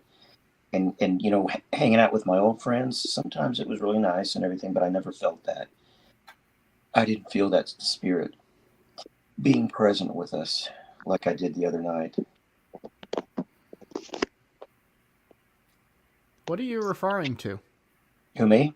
Yeah, I'm a little bit lost. I'm sorry. Well, the day that I came back from DAL, there's a family on my route that is a very good, godly Christian family. And over the time I've had the route, for the past 6 or 8 months, I've become gradually better and better friends with them. And that the night that I got back from DAL, which was Thursday? I guess it was. Friday. Either way, I had dinner with them. And it was just, such a wonderful time. It was just, I felt like I was with family. They made me feel like I was part of their family. And that's the kind of thing I'm really looking for, And in the old family, I never really found that. I have much more in common with people that love Jesus than with people who love the same body parts. You know what I mean? I have much more in common with people that love Jesus now. So, hey, Ryan, earlier I sent you a link because Joe Dallas has been interviewed on our local radio. Yeah. You know what's funny, Brian? Sorry. We were talking about Joe Dallas and how I have his book and I never did read it all the way. There's your confirmation. Today, well, guess what is another confirmation? What's that? Today, I was listening to Focus on the Family on the Christian station, and guess who came on? Joe Dallas. Joe Dallas came on and spoke, and I said, "Oh my gosh, that's exactly who I needed to hear." It was Moody Radio, so it's probably the interview they were playing was Joe Dallas giving his testimony about going to a gay church and how it didn't help him. Yeah, I know. All the gay church does is confuse you and make you think that it's okay to continue sinning, and it's not. And so you guys don't know, we actually interviewed Ryan. Was it Monday night? For his testimony. Yeah, we discussed Joe Dallas a lot. Yeah. So that was perfect timing. Oh, and Rosy had a dream. Sorry, Rosie. You guys are good. I've been over here piddling around with other things, and I don't know where Sounds my like you're son playing went. Jumanji. That's what it feels like. It Oy. is awfully loud back there, Rosie. Is there any way you could maybe I left. walk? Okay, cool, that a duck? awesome. Sounds Swear. like one, doesn't it? Was that a Man, frog? my speakers work good. You got It's an a Asian. frog. You do have a good microphone on that phone. It's not the phone, it's the headset. Well, they have a good microphone. Yeah. But okay, go on with your dream. And we have As to. you can see, Brian is on a roll tonight. Yeah. We have to first help Ryan figure out how to connect his. I don't know. I may not even need them because the last couple of nights I was just using the mic on my PC on my little camera here, and it worked just fine. I'll tell you how to use those headless mics with these type of programs, Ryan.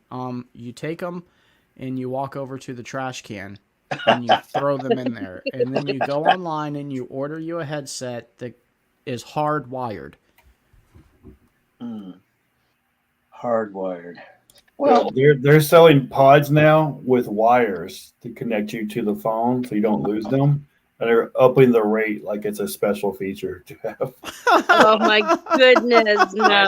Oh my Well, God. I'm like, oh, hi, the original. These must be antiques. my mic and camera from Logitech, it's hardwired. It's got a USB connect. It connects to the USB port, so I think that'll be just fine for me right now. I'm so old school, it's ridiculous. I would have a cassette player if I could find a car that let me, or a CD player for sure. I remember when I first got that little orange car, it had. I was disappointed that it didn't have a CD player, and the salesman said, "Well, it's got Apple CarPlay." I didn't know what that meant yet at that time. Oh, I did not know what that meant, that I could play any song I wanted. so in 2004, when the Bluetooth thing came out, it was like, I got a Bluetooth.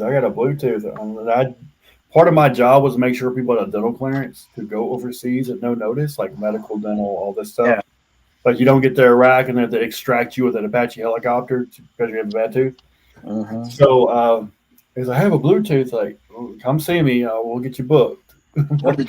I'm trying to schedule these people to go to the dental clinic to get clearance because it's like, I call the office like, yeah, this airman's got a Bluetooth. And he's like, and send him to the dentist. Oh, he can't go to Iraq like that. He's like, you just leave it in his I locker. think if you can figure out the technical part, you'll like them. Maybe so. Either I was way, like, are you can do it? Can you do an extraction between now and then? Yeah, but he might fight me for it. and then if you were walking around, I didn't see the thing in the ear. It's like, why he's schizophrenic today? What the heck? Like, this dude's talking to himself. That guy's talking to himself. After about a week, I figured it out. Oh, wait, that's something. Yeah. When I first started seeing them, I thought, why is that person talking to themselves? I'm in pain. You ready, Rosie? Yeah. Okay. Well, it's kind of been resolved, but I just wanted to see if there might be more insight you can give. Okay.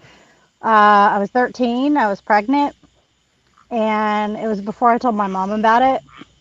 But I had a dream, and I was on the hills, and it was like beautiful. But it was just rolling hills and a picnic table full of food, and there were like a couple of children laughing, and I had a basket of something like hot dogs. I don't even remember what it was, and I went to go put it on, call my son, and I called him Jonathan.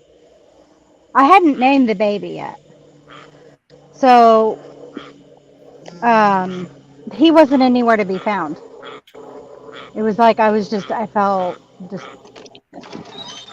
alone, and that's it. Understand, but it was from that dream that I named him Jonathan. Mm-hmm. And when I met with the adoption lady, she is Jewish. I picked these people out, and when I told her that the baby's name was going to be Jonathan, she just stared at me like, and she was like, "That's really interesting because we're naming him Jonathan." Yonatan, the gift of Yahweh. The Hebrew for Jonathan. So, That's but I awesome. just wondered if there. Just don't lose your gift and don't lose sight of the gift and don't lose the purpose of the gifting. Don't lose sight of the mission. It's like a dual fulfillment. You have a gift from Yahweh as a child, but you also have gifts from Yeah. Yahweh you don't want to lose track of. No, aren't they irrevocable?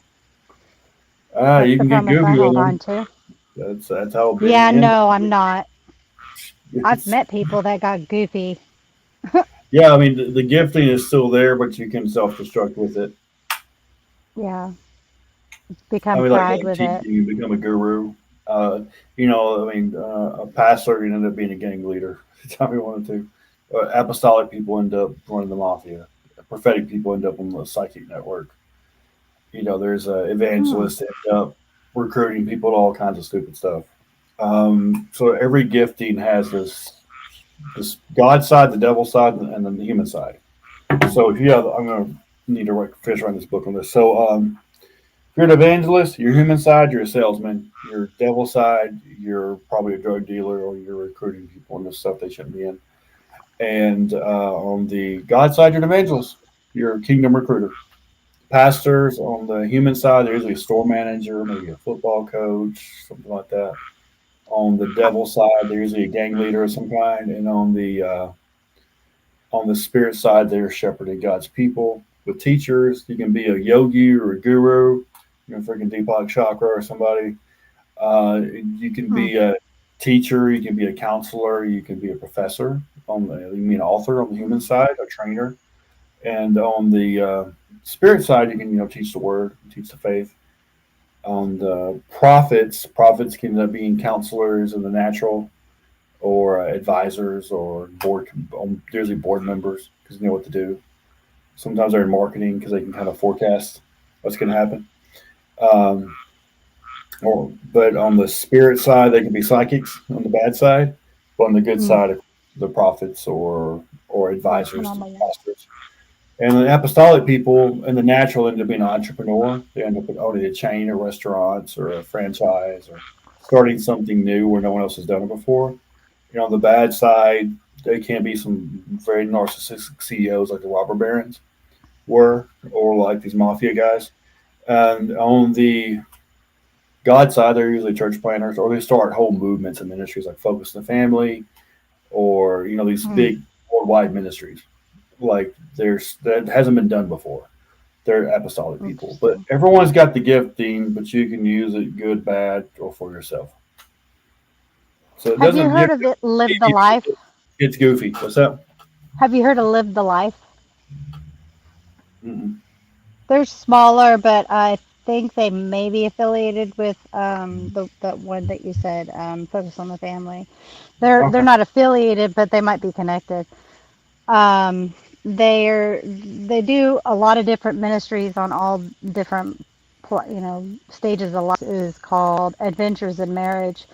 Scott and I went to it was like a 3-day different days teaching us different things about how to communicate and what kind of personalities we had, and then they asked for volunteers, and so I'm kind of in the process of getting involved with that. Chris is I'm a stay-at-home mom, but my kids are 17 and 13, and I there's not a whole lot of physical things that I can do to serve, in the just generic community anymore because my body's falling apart. But I still have a heart to serve, so I can still walk. And quick. I'm sorry, Chris. What you're is good. the name again? I want to look. I want to join it. I want to like it. I want to follow it. Sorry? What is the name of your Facebook page again? I'll send you a link. Okay, yes, a link. Hey, can you post it in Okay. It's the? a wait. Can you post it in the private chat? I can find it too. I did actually, but you might have to scroll up just a little bit. But it's because I asked her if that was her, and she said yeah. Oh, yeah, that's right. Yep. Oh, is it in comments? Yeah, Yeah. in the chat further up. Yeah, I'm not seeing it at all. Push podcast of Rosie's on the comments, and there's a private chat. There's Hang just on. all my stuff. I'm The seeing. comments. Well, Let's you can just see. type the name in Albert if you Sky. want. It's Let's see. Did you say got it? Oh wait, Yeah. no. I Is just that like I'll reposted send a, it is it that in a again. Ryan. Kraken? I just Thank reposted you, it in the private Stephen. chat. Perfect. Thank you, Stephen. It's also on the live stream chat. And I'm following you now. You're Thank you. I Stalker. appreciate it. I've got a new video that I'm working on making that's trying to give people a different perspective of what you're really telling trans children when you quote unquote affirm their gender. What you're actually affirming is that they were born wrong and that there's so much wrong with them that like everything about them is wrong. Their DNA is wrong, and I think that's just so harmful to children. It Yeah, makes me you're incredibly effective. angry. Sorry, Mhm. we watch a lot of videos about the transgender stuff. I noticed that you had a Ben Shapiro. We watch the Daily Wire and a lot of these things, and I just find it like infuriating. Truly, it's really crazy. Have you heard about the book Genderqueer? I have heard of that, yeah, but I'm not like familiar with it. It's horrifying. To give you a small sample, and y'all will have to forgive me for I'm not going to use any cuss words, but it's quite graphic still. There's a scene in the book. It's like a comic book.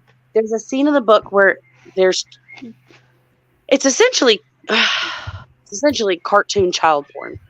It's a child, a female child who's wearing a fake strap-on, who gets her fake dildo sucked by another child. And that's what they're calling gay education. That's one of the books that they're mad about being banned from schools. It has just gotten so bad. So bad. Well, I think there was a video, we just watched it yesterday, and it was a woman on the school board, I think it was Education or something, and she was just up there talking sex.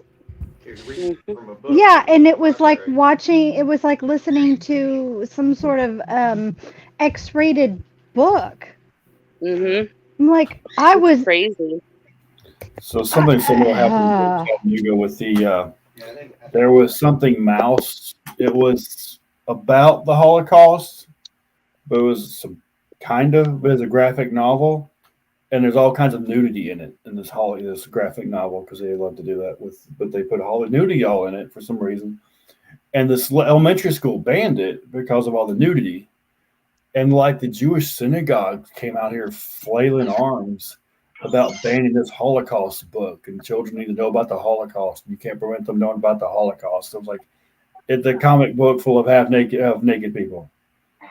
That's a different thing.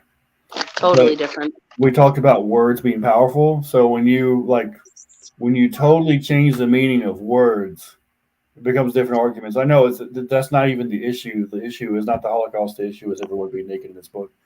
And Aleister Crowley, founded the World Satanist Church, whose disciples were some of the Beatles. They actually put him on the album cover as Sgt. Pepper because it came out on the anniversary of his death. And it was Sgt. Pepper as Aleister Crowley. And Ozzy Osbourne wrote a song about Aleister Crowley, but he said he was going to change the world by reinventing the definition of love because no one wants to stand against love. So if you take lawlessness, which was his thing because he wanted to be the Antichrist, and you relabel it as love, then no one can argue against you without looking like a devil. You know, there was a time when I used to kind of try to talk to my mom about the way I used to be. And I said, what's wrong with loving people? And she said, that's not love. And at the time, I disagreed with her and said, yeah, love is love. And then now I'm realizing it was a false love. Yep. It was not fit love. And that's why it's so important about the Torah, not just Jesus loves me, the gospel, but all of God's instructions to find love. The first 4 commandments tell you how to love God. The next 6 tell you how to love your neighbor, and all the other 670 commandments are a further explanation of loving God and loving your neighbor. Because man left to his own devices, if you reject God's definition, you will supply your own. And obviously, our own definition is a little sideways. And it's so ridiculous for them to go around saying love is love because you don't define a word by itself. That's illogical. Mm-hmm. And thinking themselves wise, they became fools. Yeah, absolutely. It seems to me just like the more that I think about it, where the scriptures talk about he gave them over to their what anybody know what I'm Romans. talking about? Because they did not strong delusions, gave them over to strong delusions because they didn't receive the love of the truth. And it just seems like you can't even have a logical conversation with a lot of these people anymore. Yeah. I would take a religion. It's a fanatical religion. Oh, yeah. If you don't worship Disturbing. somebody else to worship, and it's usually yourself, your own selfish lusts. They'll be lovers of self, lovers of money, boastful, proud, arrogant. Absolutely. That's fair.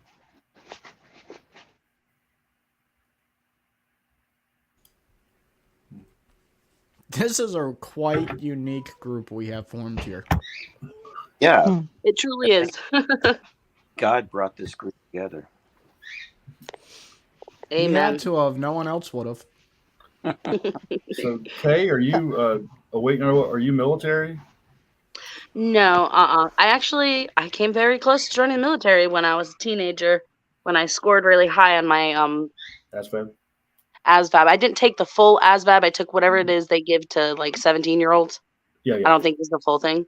I couldn't tell you what I scored now, but I'll tell you I scored high enough that the recruiter called me and begged me to join for like 3 years afterwards. But then I ended up getting pregnant, and then I became like uber. I went from like woke to like uber woke, and I became anti-military. I'm not anymore, but Yeah, you think and talk like someone in the military, but you have that warrior calling, so probably it's pretty natural to you. And are you Portuguese? yes, as Azorian. Yeah, the Azores Islands. Yeah. Yeah. I didn't know how that works out now. So similar geography, but you're a little bit you're off the mainland. You're the Azores, are they a separate country now? Well, I'm not. I've never been there, but my grandfather and his 9 siblings immigrated over here in the like 70s, and I grew up in all of like it's this place up north, which is called Little Portugal, and almost everyone around me was a Portuguese immigrant, including my family and my best friend. So I grew up very Portuguese until I moved to the South, and that was just a whole other thing. Were you in New Jersey? New England. New England. So I almost Boston. married a Portuguese. Boston area. I almost married a Portuguese girl a couple years ago. Oh yeah. Learned a lot about it. They were in New Jersey and then they moved to Florida, but their family, they all moved. She's second generation. They all moved from Portugal. Her dad had some super swank, cool apartment in Lisbon. I never got to visit. Nice. But Portugal's very interesting. The Portuguese Jews actually believe that not only that they're Jews, of course, but they believe that a lot of the Jews in their lineage are the direct descendants of King David.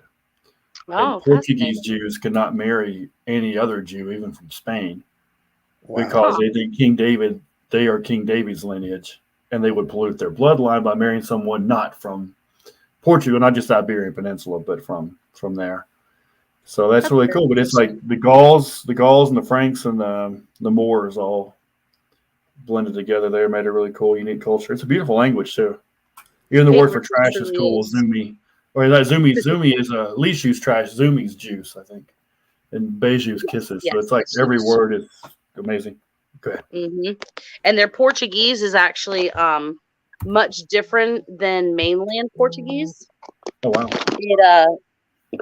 They get made fun of for being uneducated, and but it's not that they're uneducated. Yeah, they're just different. I mean, They are poorer than, say, the mainland, but again, they're very smart people.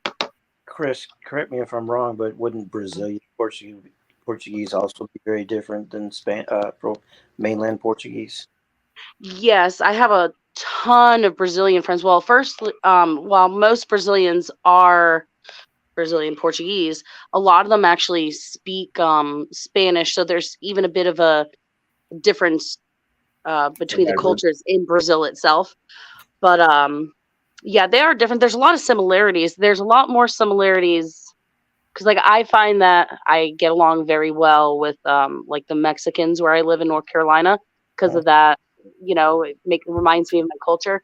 But Brazilians remind me a lot more of the Azorians, more so than the mainland Portuguese people.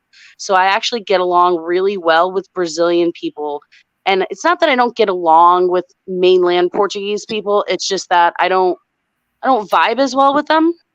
Yeah. That makes sense.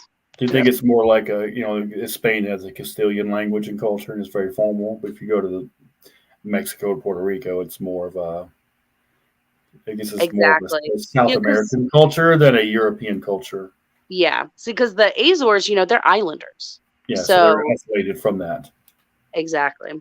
So, like, a lot of times I've had so many people make fun of me for saying it, speaking on Portuguese culture before, because they just don't understand. The Azores is not technically a part of Portugal, like it is, but they don't consider themselves the same as mainland Portugal because they're actually not. They're an autonomous body. It's kind of like Puerto Rico in the U.S. Chris, yeah, very similar to a territory. I'm not sure the difference between a territory and an autonomous country, but essentially the same idea. Yeah, an autonomous country would have its own government and its own military. Observation. I've been told that Hawaiian people do not really identify with the U.S. as much as they do being Hawaiian. Yes, especially because Hawaii only became a part in like 1948 or something like that. Yeah, the early 40s, and it was by hostile takeover from their queen. Yeah. Yeah, exactly. So there's still a lot of people who were actually alive during that time. Now they may have been young children, of course, but so there's still a lot of bad blood there, so to speak. Where are you in North Carolina? Closer towards South Carolina. Okay, I'm in East Tennessee, Cleveland, near Chattanooga. Oh, okay, cool. So Murphy's like 45 minutes from here. Where'd you say you were, Train Guy? I'm in Cleveland, Tennessee, near Chattanooga. I mean, if I leave the apartment complex and go straight, don't turn anywhere. I'll be in Murphy, North Carolina in 45 minutes. Well, I know where Cleveland. Nice. I plan on visiting the Ark Encounter on August 5th. In Kentucky. Yeah, stop by and say hey or something on my way up. I plan on spending the night in Knoxville because I have two families I'm friends with in Knoxville now. Yeah, I'm an hour and a half from Knoxville. Our main office is there for my job. Yeah, that'd be great. And I was wondering how close all of you guys are. I know where Stephen is. I was wondering how close. She said North Carolina, but I'm really close to North Carolina. I'm like 2 counties away. And then where do you live at, Ryan? I live in Metro Atlanta. Powder Springs is the town. It's you're in Atlanta. I thought Rosy, you're that close. Oh yeah. I live about 30 minutes west of Atlanta, maybe about 10 minutes north of I-20. Yeah, I'm about 3 hours from you, max. Yeah. Well, Knoxville is 3 hours from me, so you would only be about maybe 2. Yeah, I'm probably 2 hours from you. Yeah. Awesome. I'm all the way on the coast, so I'm like 12 hours from you. No, like not 10 hours from you. I don't know. It's been I actually used to live in Tennessee. Chris, are you close? Wow. I've got friends in Whiteville, and I've got old. Oh yeah, I have family that lives in Whiteville. I'm not far from Whiteville. Yeah. I think it's a neat little town. I've only visited it a couple times, but I really like it. It's a cute little town. Oh yeah, I love Whiteville. Are you in like the Outer Banks? No, I'm in between Myrtle Beach and Wilmington. Oh, okay. Myrtle Beach, I read a lot of Nicholas Sparks novels earlier in life, and I almost moved to Wilmington because I read too many novels. It's gorgeous over there. Yeah, deep. What is it? Cape Fear. Cape Fear took place in that area. Yep. Yep, sure did. It's definitely an interesting area. Very interesting. It's changed a lot. When I first moved down here, 20 some odd years ago, I was a little girl, and when I first moved here, there was really almost nothing here. And as a teenager coming from Boston, oh boy, I hated it. I hated it. I wanted the city back. And then as I got older, I was like, oh, screw the city. I love the rural country, but it's a huge tourist trap now being between Myrtle Beach and Wilmington. So like, to give you an idea of what tourism has done to us, when about my first house that I ever rented, which was 12 years ago, I paid $375 a month. Not even 10 years ago, let's see, 8 years ago, I was paying, $600 a month for a 3-bedroom. And now you're looking at $2,000 to $3,000 a month for a 3-bedroom here. And there's still nothing here. They've built a lot more, but it's just like fast food restaurants and crap like that we don't really need. But I went to Myrtle Beach with my sister back in 2021, and it's just the entire Grand Strand is just one big tourist. It's definitely an interesting place, that's for sure. I visit Myrtle Beach a lot. Take my kids to the parks there. They have some really nice parks. It's just miles and miles of tourist attractions. Oh yeah, nothing but, man. Yeah. Nothing but. Rosie, you're in Chicago, right? No, I'm 25 miles west of Tallahassee. You're in Florida. Yeah. Okay. Where are you at? Brian? Still Block D. Yeah, he's in No. Tennessee. Now he's on his way to Florida. Chattanooga. And Steven's in northern Alabama. Green Acres. No, sir, I'm not. No, Brian, I have where are you? relocated. I am in southern Georgia. Not far Oh, from you're in Christian. Jimmy Carter country. Well, it's Wow, funny so you you're say stuck. that because I'm in Jimmy Carter country. I work for Grow my peanut. girlfriend's dad, and he is a peanut farmer. There you go. Proverbs guy, have you ever been to Koinonia Farm? Nope. It's just We can call you in a jiffy. it was established as a Christian commune back in the 40s, I want to say. And it's so sad because they're a very non-racist, very open to everyone. They're a very wonderful little Christian commune, and they support themselves by selling products like nuts and candy and that kind of thing. And, back when they first started, that area was extremely racist, and the local people would boycott them. And, they've actually damaged some of their buildings and stuff. And it was all because they were considered inward lovers, which I won't say that word. And it's sad that area was like that. But now I think it's come a long way towards leaving that all racism behind. But yeah, people hated them at first, but only because they welcomed everyone. They black, white, yellow, whatever color you are, you're welcome here. And so There's a community like that where I grew up out in the woods. It's called the Rose Creek community. yeah, but they're just outside of Americus. And for those of you who don't know, Americus is the headquarters of. And the man who founded Habitat for Humanity used to be involved with Koinonia Farm. Wow. So, very interesting. Hey, you guys, I'm going to step out now. It was good to meet you, Chris. Good to see you guys again. Good to see you guys as always. It's nice meeting you, Rosie. Yeah, I'll get in touch with you on Facebook. Okay, awesome. Holler at y'all later. Have a good night. Holla. And then there were the Elite Four. Hey, I met a Jewish guy from Norway the other day. Oh, wow.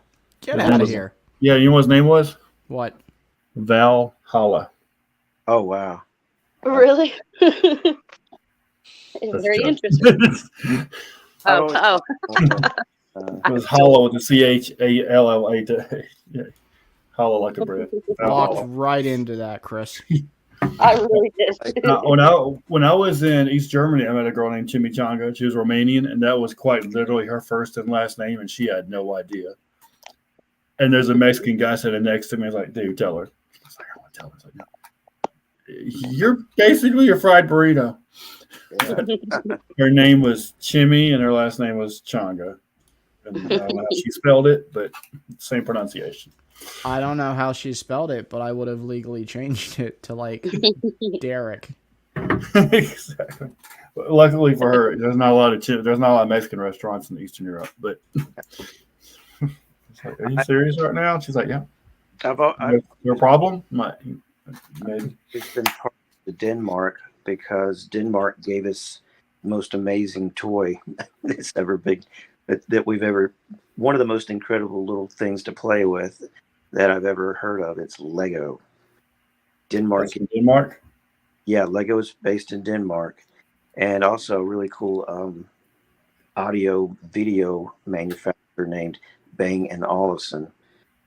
I've loved their stuff since I was a kid. I never could afford it, but when I moved in here to my brother's house, I did splurge a little bit, and I bought a Bang & Olufsen Bluetooth speaker. I one day I'll be able to afford their ice cream. Oh, this is weird. I never noticed this before until now. I've got a Lego car sitting on top of a Bang & Olufsen Bluetooth speaker. So I've got Denmark going on real good right there. Well, they say that Denmark is Denmark, the Dans of the Danes, and the Danette River, Danette River, Danube River was all named the tribe of Dan. When the tribe of Dan, got lost and went traveling. When they're traveling, they became the Tuatha Dan Denani, the civil Ireland. But everywhere Dan went, he left a trail like a snake, and he named everything he went along the way. The Danube, Dan Esther, Dan Iper, and then Denmark, Yeah, and the Denani and Ireland, which are all Vikings, of course. I have to make a post about that. I've got a Lego car on top of a Bang & Olufsen Bluetooth. There you go. That's really interesting.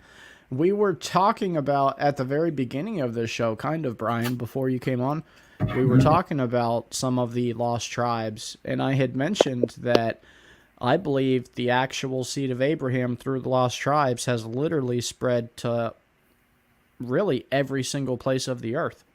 Well, you're in Sichuan, China. There are a small group of Torah observant Chinese Jewish people there have Passover every year on top of a mountain. That's right. In several groups in India, the Limba in South Africa, the Igbo in Nigeria. Wow. And we're talking about the Hispanic people, Catholic Church, everything earlier. The largest group of Levites anywhere in the world outside of Brooklyn or Israel is in New Mexico. There's this town where they DNA tested all these Hispanic guys. Yeah. They're all freaking Levites. And some of them were Catholic priests, which is now interesting because you did what to my ancestors? And they're blowing shofars and stuff, but it's a big issue in the Catholic Church there because they estimated that if they DNA tested every Hispanic person, the world Jewish population would double overnight. Wow, that's amazing. Because that's not the lost tribes, but just Judah and Levi that were forced to assimilate, and they become the Anosim, the hidden ones, and the conversos, the people forced to convert. And it's 1492. They all get kicked out of Portugal and Spain and England too, and a lot of them end up going to the Central America to hide. Dream Guy, can I ask you a question? Yeah. Is your brain connected to the internet? My brain does not allow me to change the oil in the car, to successfully make scrambled eggs, program a VCR, or apparently to make enough money to put gas in my vehicle. It's very limited in its function. Well, everybody's strong at some things and weak at other things. Yeah, I'm weak at like pretty much everything you need to have to be an adult. So I need a wife. I need someone to adult on my behalf, so I can spout out random information on YouTube. Oh, Chris, do you have a sister, or does your husband? My husband has a sister. Is she also from the Azores? Dreams? That's pretty cool. Is she what? Is she also from the Azores or Portugal? Because that's pretty cool. Oh no, not my husband's sister. They're from Charlotte. Oh, Okay. they're just probably white. Yeah, well, yes, very white. Polish and German and Scotch Irish. Wow, whitey white. Yeah, oh yeah, white as white can be. Farmers tan from hell, but white as can be. 80% of my DNA is English and Scottish, and then the rest is Irish, Norway, Ireland, and 3% Congo. Interesting. He's basically a potato with a beard. Well, what's interesting is 3% is a significant number, and I still am a bad dancer. I would love to interview that family that escaped Russia and moved to DAL. I bet you they've got an amazing story. Oh, wow, I bet. When I met their son, all I wanted to say is, I'm glad you're safe. I mean, I really wanted to give him a hug, but, you know, I didn't know him. I just met him, so it would be a little weird giving him a hug. But, you know, I just felt my heart went out to him because I know that he's got friends that probably got sucked into that and sent over to die by him, that Putin. And I just I've got some people. There's a lot of Ukrainians here in Cleveland, and some of them have relatives that the apartments got blown up and everything. Interesting enough, Alberta, Canada has a lot of Ukrainian immigrants. Interesting. They have a lot. They have. Now, is this from the war, or do you just mean in general? Oh no. We're talking that it goes back decades. You know, they had a lot of Ukrainians move there many years ago, and they have Ukrainian churches in Alberta, a pretty good number of them. So, you know, but this family that I met at DAL, they literally did move out of there because, because of Putin. They didn't want their son to be sent to the front lines. You know, I don't want one bit, and I just told them, I'm glad you're safe. Mm-hmm. That's a terrible situation to be caught up in right now. It is. It's really bad. It really is. You know, I think what it's doing, though, is it's giving Taiwan a little lesson. China. China is getting a little lesson right there because, you know, if Russia can't succeed in Ukraine and it's across land, you know, how is China going to succeed going across water and invading a country? And I think they're thinking, you know, the same thing will happen to us if we try to go after Ukraine. Yeah, well, Taiwan's one way to Taiwan is go through this very narrow canyon with a giant cliff on both sides because the rest of the island is just a big giant cliff. It's nearly impossible to get in there without losing half your armies. It's like the perfect fortification geographically. And they could do it with like just the overwhelming force over a period of weeks, but they would lose a lot of troops. And it's not like just walking across Ukraine, which is hard enough because it's mud. Yeah. But it's let's just climb this sheer cliff with a tank. Yeah. It's just not going to work. So the geography is actually amazing. And all the time, the Taiwanese are now to take weapons classes. Yeah. And so China could do it, but it would cost like a fourth of their army to do it. And then the rest of the world would jump in because Taiwan makes all the world's microchips. Yes. And that's why everybody's protecting it because otherwise they wouldn't care. But they make almost all the microchips for all the world. All electronics you see, even the Russian military stuff, is from Taiwanese microchips. And China gets most of its oil from a little tiny strait that the U.S. could block off in like 10 minutes, and we choke off all their oil supply. Yeah. So they're a lot more vulnerable than they look like. Yeah, I think when China observed Putin not being able to just waltz into Ukraine and take it over in a week, I think that gave them pause. They're like, you know, we don't need to try and go. I mean, hopefully that's a lesson to them. Now, I did hear, I do listen to a radio talk show host named Eric Erickson most days. And he did talk about how the best thing for us to do is to be as friendly with India as we can. Because India can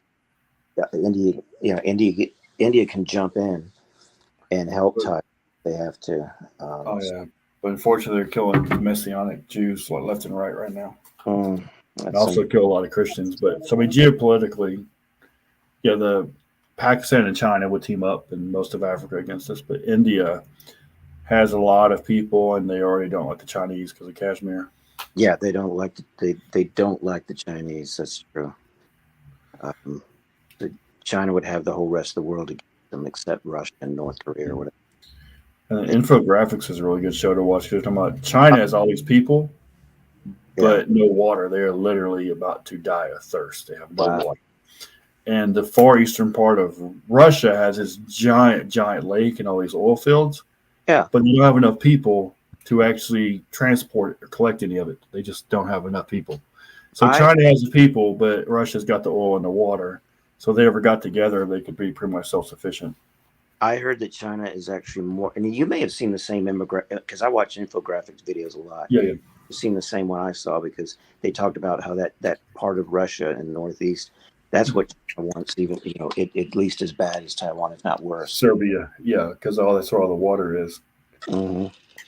They'd have a much better chance of taking that part of Russia because Russia's, they're blowing their military in Ukraine. That's what the infographics is saying. It's like China might just either China jumps in and helps Russia, or they just let it play out and either pretty much Louisiana purchase the entirety of Serbia from Russia, or they just do a Mexican-American war on it and pretty much steal it. Yeah, because the more they fight in Ukraine, the more tempting that little chunk of that big chunk of Russia looks to China because they won't have anybody to defend it. They've got them all. Well, that's where they pull the troops from, the minority troops or ethnic religious minority troops. They said they get slaughtered. That's where they come from, and they are extremely hostile to Putin. So they might just say, "Heck, we'll be Chinese." Because in World War II, actually, there were a lot of people who hated Stalin so much they fought for Hitler. So when the Allies get to D-Day in Germany, you see all these Asian people in Nazi uniforms. They're like, what the heck? So the people in Russia, who are of course largely Asian, some of them, had become so terrified of Stalin they went to fight for Hitler. Wow, that Hitler sent them to fight in Normandy. I'd really be scared of him to do that. Yeah, I mean Hitler was Stalin was just as bad. He's just not as famous. But he killed like 10,000 more people of his own people. I mean, Stalin was just as evil as Hitler. He just wasn't as big a threat as Hitler. Exactly. And then afterwards, we're bringing all the Operation Paperclip Nazis over here, Nazi scientists over here to fight Russia with. I noticed Taylor Kay done a video on Genesis Baptist Church channel. I'll have to check that out. She's an awesome young lady. She's going to do great things for God. I mean, it's good to see. I love seeing young people be on fire for God. Mm-hmm. It's refreshing, and it gives us so much hope for our land that there are young people out there that are not lovers of themselves, but they love God. And I'm honored to know quite a few of them now. Absolutely. Mm-hmm. I'm absolutely about to pass out. Yeah. It's getting to be my bedtime too. And as Proverbs pointed out, he knows when I'm usually ready to go to bed. Oh, he's a farmer now. He's got to wake up when the sun gets up. We got to go kick the leash to wake it up. We have a lot of rain coming in this whole week, so it's kind of been a slow week for us. Yeah. Alrighty. We can't do much farming in the rain. That's true. Nope. But Brian, if you need to bow out, sir, we totally understand, and you'll be missed. Thank you. I'm going to work on this dream book for you guys sometime soon. I get a little bit of stability in my life. I'm probably making a bunch of articles and make them like good blog articles, so you can read a little at a time. And then Steven, you're free maybe Thursday night, sometime, and we'll try to get Psalm 16 going, so I can start interviewing these lovely people in there too. Mm-hmm. Awesome. You guys, God is using all of us. Absolutely. For the kingdom He surely is. Glorify Him. It's cool to see. I'm glad the carnal old lukewarm Ryan is gone. He wants to live for the Lord now. That's amazing. Yeah, who has been forgiven much or loved much. I'm kind of pretty much lukewarm. Besides my strong theological opinions, my life's pretty lukewarm. So you're a good influence. Well, thank you. Yeah, I mean, why would Christopher Yuan be going around giving his story to people? Because he knows they need to hear it, and he was down in the depths. God reached down and grabbed him, pulled him out. Hey, Ryan, will you be taking guests onto your show tomorrow? I don't have any plan to just whoever wants to be in the room with me. If you want to come up with somebody for me, that'd be fine. No, I don't mean a particular guest. I just meant just that. You have people come on a panel? Oh, yeah, I do. Because we can bounce stuff off each other. I'm going to have to give you... I sent a link into the group chat on Messenger, and I sent you the backstage for StreamYard, and you should be able to access it and access your stream all on your own. Yeah, well, you can get with me ahead of time. I should be off pretty early tomorrow from work. So you Okay. can walk me through it. But I do thank Dream Guy for giving me a new perspective on why my car got destroyed. I still think I'm an idol, even though Jacob was not a good influence on me. Actually, Jacob means trickster or supplanter, which is what happened. He supplanted your house. He took over. Yeah, he really did. Send me a message. Remind me tomorrow to send you the link for coordination program. Okay. And some life coaching stuff. I don't look at it right away because I do have to work full time. Yeah, but just whenever you get a chance, send me a reminder. I'll send it to you tomorrow. Okay. I have to dig it up. Sounds good, guys. I'm going to bow out too. I am tired. All right. All right. All right. You two gentlemen have a wonderful evening. You too, gentlemen, lady. It was great talking to all of you. Nice seeing y'all. Yes, good to be Hearing. Good to get to know you. All right. Bowing out. Good night and God bless. Good night. Good night, sir.